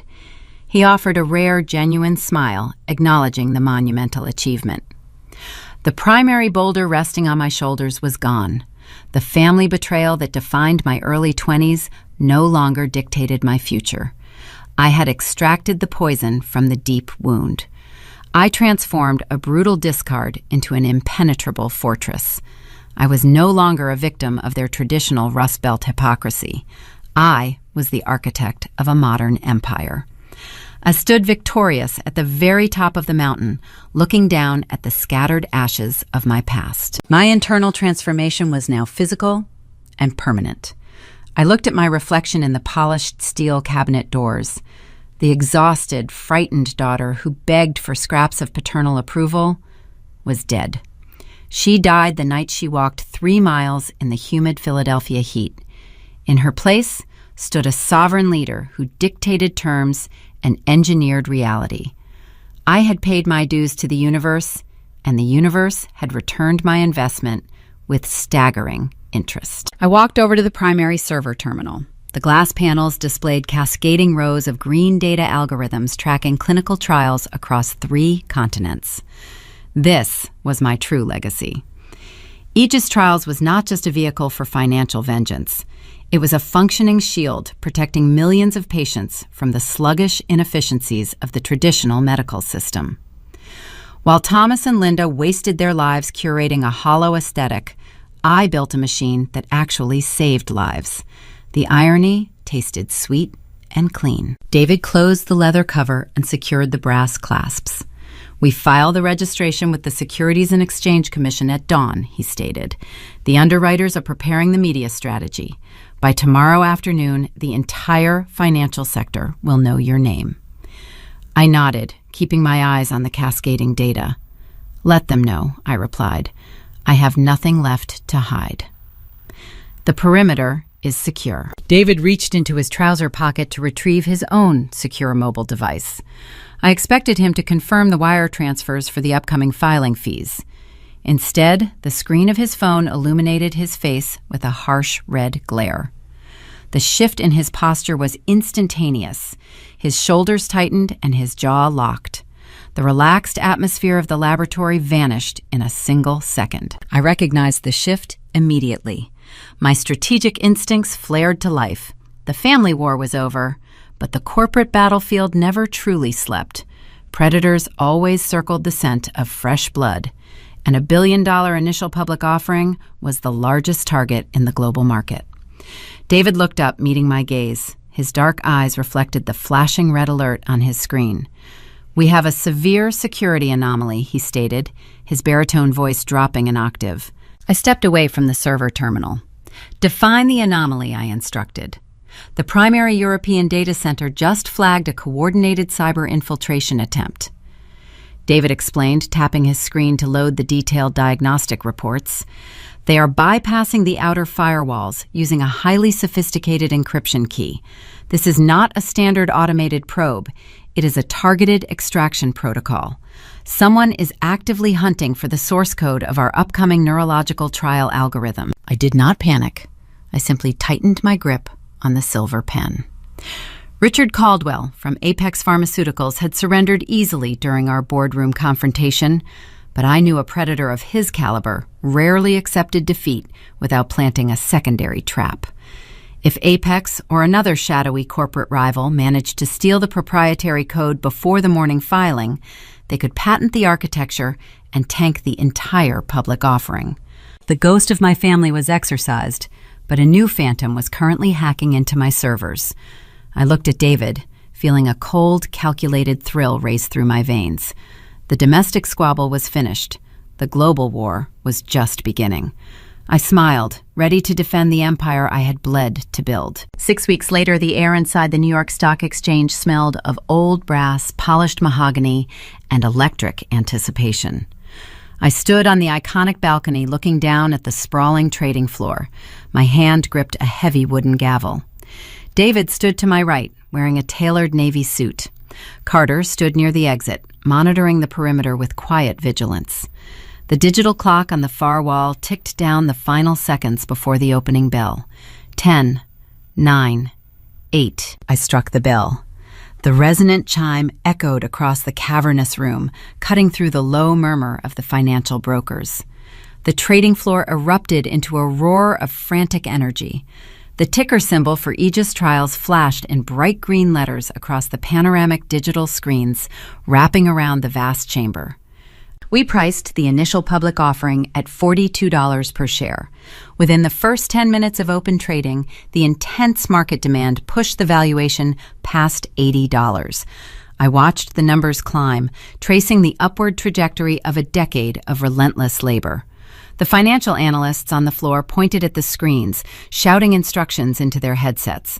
In less than an hour, my personal net worth crossed the $10 billion threshold. The medtech startup I built in a windowless room above a Philadelphia dry cleaner was now a global financial juggernaut. I turned away from the balcony and walked into the private executive suite behind the podium. I poured a glass of sparkling water. I thought briefly about the past. The Bryn Mawr estate no longer belonged to Ironclad Holdings. I ordered the property liquidated 2 weeks ago. A commercial developer purchased the land and demolished the brick mansion to build a high-end medical research facility. Thomas, Linda, and Vanessa vanished into the obscure margins of society. They relocated to a small rented apartment in a distant county, stripped of their country club memberships and their unearned prestige. The ledger was permanently closed. The rust-colored stain on my old nursing scrubs was finally washed away by the relentless tide of corporate progress. The successful public offering acted as a powerful catalyst. Aegis Trials expanded across international borders with breathtaking speed. We opened secondary command centers in London, Zurich, and Tokyo. My proprietary algorithm became the gold standard for clinical diagnostic processing worldwide. I commanded a vast network of scientists, data engineers, and legal strategists. We insulated the global medical supply chain, protecting trial data from bureaucratic friction and human error. I spent my days analyzing international regulatory frameworks and acquiring smaller technology firms to fold into my growing portfolio. The exhausting scramble for survival transformed into the meticulous administration of a worldwide empire. Late October brought a bitter chill to the Pennsylvania hills. I stood inside my private laboratory at the Philadelphia headquarters. The room remained my sanctuary.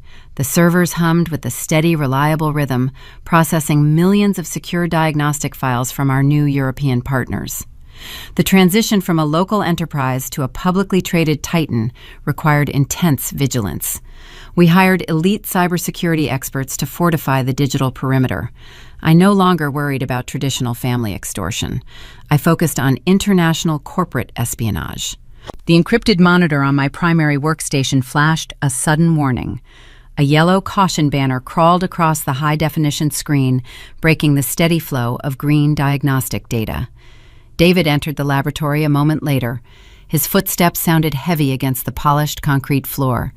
He did not carry a leather portfolio or a celebratory financial report. He held a secure tablet displaying lines of raw, frantic code. "We have a breach." David stated, his baritone voice tight with focused tension. "It is not a domestic competitor. Caldwell and Apex Pharmaceuticals do not possess this level of digital architecture. The attack is targeting our new European data hub in Geneva." I walked over to the terminal, analyzing the cascading lines of data. This was not a blunt force entry. It was an elegant, surgical strike. The hostile program bypassed our quantum firewalls using a polymorphic encryption key. The invasive code morphed and adapted every 3 seconds, evading our automated defense protocols. The enemy operated with a terrifying level of precision. They are not trying to steal the clinical algorithms. David continued tapping his screen to isolate the origin vector. "They are mapping our infrastructure. They are testing the structural integrity of our global network. The digital signature does not match any known pharmaceutical entity. We are dealing with a ghost. This is a highly funded shadow syndicate or a sovereign state actor operating through layers of untraceable dark proxies." The realization settled over the chilled room. I had spent 7 years fighting a domestic war against toxic vanity and unearned entitlement. I had conquered the past and insulated my future. I transformed from a desperate, people-pleasing daughter into a sovereign, unshakable leader. But a global empire attracts apex predators of a vastly different caliber. The enemies I faced now did not care about country club aesthetics or suburban real estate. They sought control over the international medical data grid. I looked at the flashing warnings reflecting in the glass surface of the monitor. The alarm signaled impending corporate warfare on a scale I had never experienced. I did not feel fear. I did not experience a single drop of panic. The frightened girl who once stood outside the country club would have trembled. The chief executive officer standing in the laboratory felt only a sharp, rising thrill. The Iron Fortress was built for this exact purpose. I turned to David. My reflection in the dark glass showed a calm, focused commander. "Lock down the Geneva grid," I instructed, keeping my tone light and razor sharp. "Reroute the critical files through the Zurich proxy and isolate the infected servers. Let them map the decoy architecture." David nodded, his fingers flying across the encrypted tablet, executing the commands. "You want to study their attack patterns. I want to hunt them," I replied. I adjusted the cuffs of my tailored suit. A slow, deliberate smile spread across my face. The family saga was a grueling training ground. It taught me how to identify leverage, how to build impenetrable walls, and how to execute a flawless counterstrike. The domestic chapter of my life had concluded in total victory. Looking at the hostile code invading my empire, I knew the true journey was just beginning. I was ready for the next war. We often look at the American dream through a lens of material accumulation, measuring a family's success by the manicured perfection of their front lawn, the prestige of their zip code, and the seamless choreography of their public milestones. We are raised on the myth that the traditional family structure is an impenetrable sanctuary of unconditional support. But the story of Gemma and the spectacular collapse of her family's facade invites us to pause. It invites us to look beneath the floorboards of our own homes. As someone who walks a spiritual path, a practitioner seeking to cultivate wisdom, morality, and resilience in a society increasingly distracted by hollow aesthetics, I see Gemma's journey not merely as a corporate revenge narrative, but as a profound spiritual cautionary tale. It is a mirror held up to the transactional nature of modern relationships, asking us what it truly means to raise a family in a culture obsessed with appearances. In many tight-knit American communities, particularly those rooted in prideful, hardworking traditionalism, the emphasis on public perception can slowly poison the well of domestic life. For parents, the message echoing from this story is a quiet, urgent plea for profound emotional awareness. We are conditioned to believe that providing for our children means orchestrating their success for the world to applaud. Yet, in the blind pursuit of this vanity, it is dangerously easy to reduce a child to a mere utility. Gemma's parents viewed love as a ledger, elevating the favored sibling to satisfy their own social ego while extracting the lifeblood of the other to balance their financial books. This toxic favoritism is a spiritual rot. When parents prioritize the community's gaze over the emotional safety of their own home, they teach their children that human worth is conditional, that they are only as valuable as the social currency or financial stability they provide. True family responsibility demands honesty and fairness, not public performance. Raising a child is the sacred duty of shepherding a soul. It requires parents to look inward and correct their own flaws before projecting their unfulfilled ambitions onto their offspring. When you treat parental love as an invoice waiting to be paid, you do not build a family.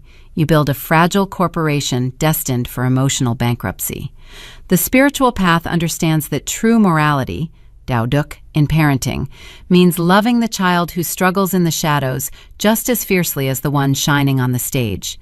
It means cultivating an environment where honesty replaces hypocrisy, where a child is allowed to be human rather than a silent prop in a suburban theater. For the youth, young adults navigating the heavy expectations of a transactional family dynamic, Gemma's story is a masterclass in internal cultivation.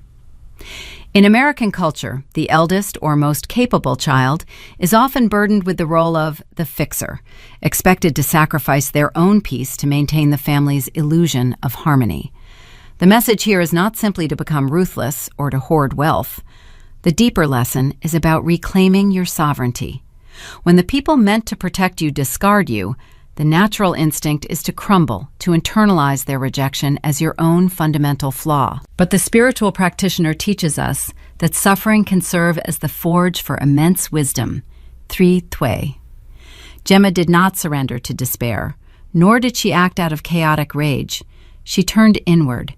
She cultivated an unbreakable willpower. Ni Luk. She focused on her own growth, channeling her trauma into extreme competence. You cannot control the family you are born into, nor can you force them to recognize your intrinsic worth, but you hold absolute authority over your own internal architecture. This is the essence of self-correction, Tu Sua Jing Ming. By choosing discipline over destruction, by educating yourself, working diligently, and setting unyielding boundaries, you insulate your spirit. You build a life so rich in purpose and integrity that the toxic noise of your past simply cannot breach your walls. Your greatest victory is not the destruction of your enemies. It is your own thriving, unbothered existence. It is the realization that you are the author of your own destiny, untethered from the ledgers of those who failed to value you. Looking at the broader tapestry of our modern society, we see a world starving for this kind of quiet authenticity. We are drowning in an era where curated digital illusions are prized above quiet integrity. The spiritual lens reveals that chasing external validation is a pursuit of ghosts. When we constantly look outward for societal approval, we starve our inner lives. Gemma's parents lost their home and their dignity, not because of Gemma's actions, but because they built their entire foundation on the shifting, unreliable sands of public opinion. They lacked the internal morality to recognize the diamond they held in their own hands.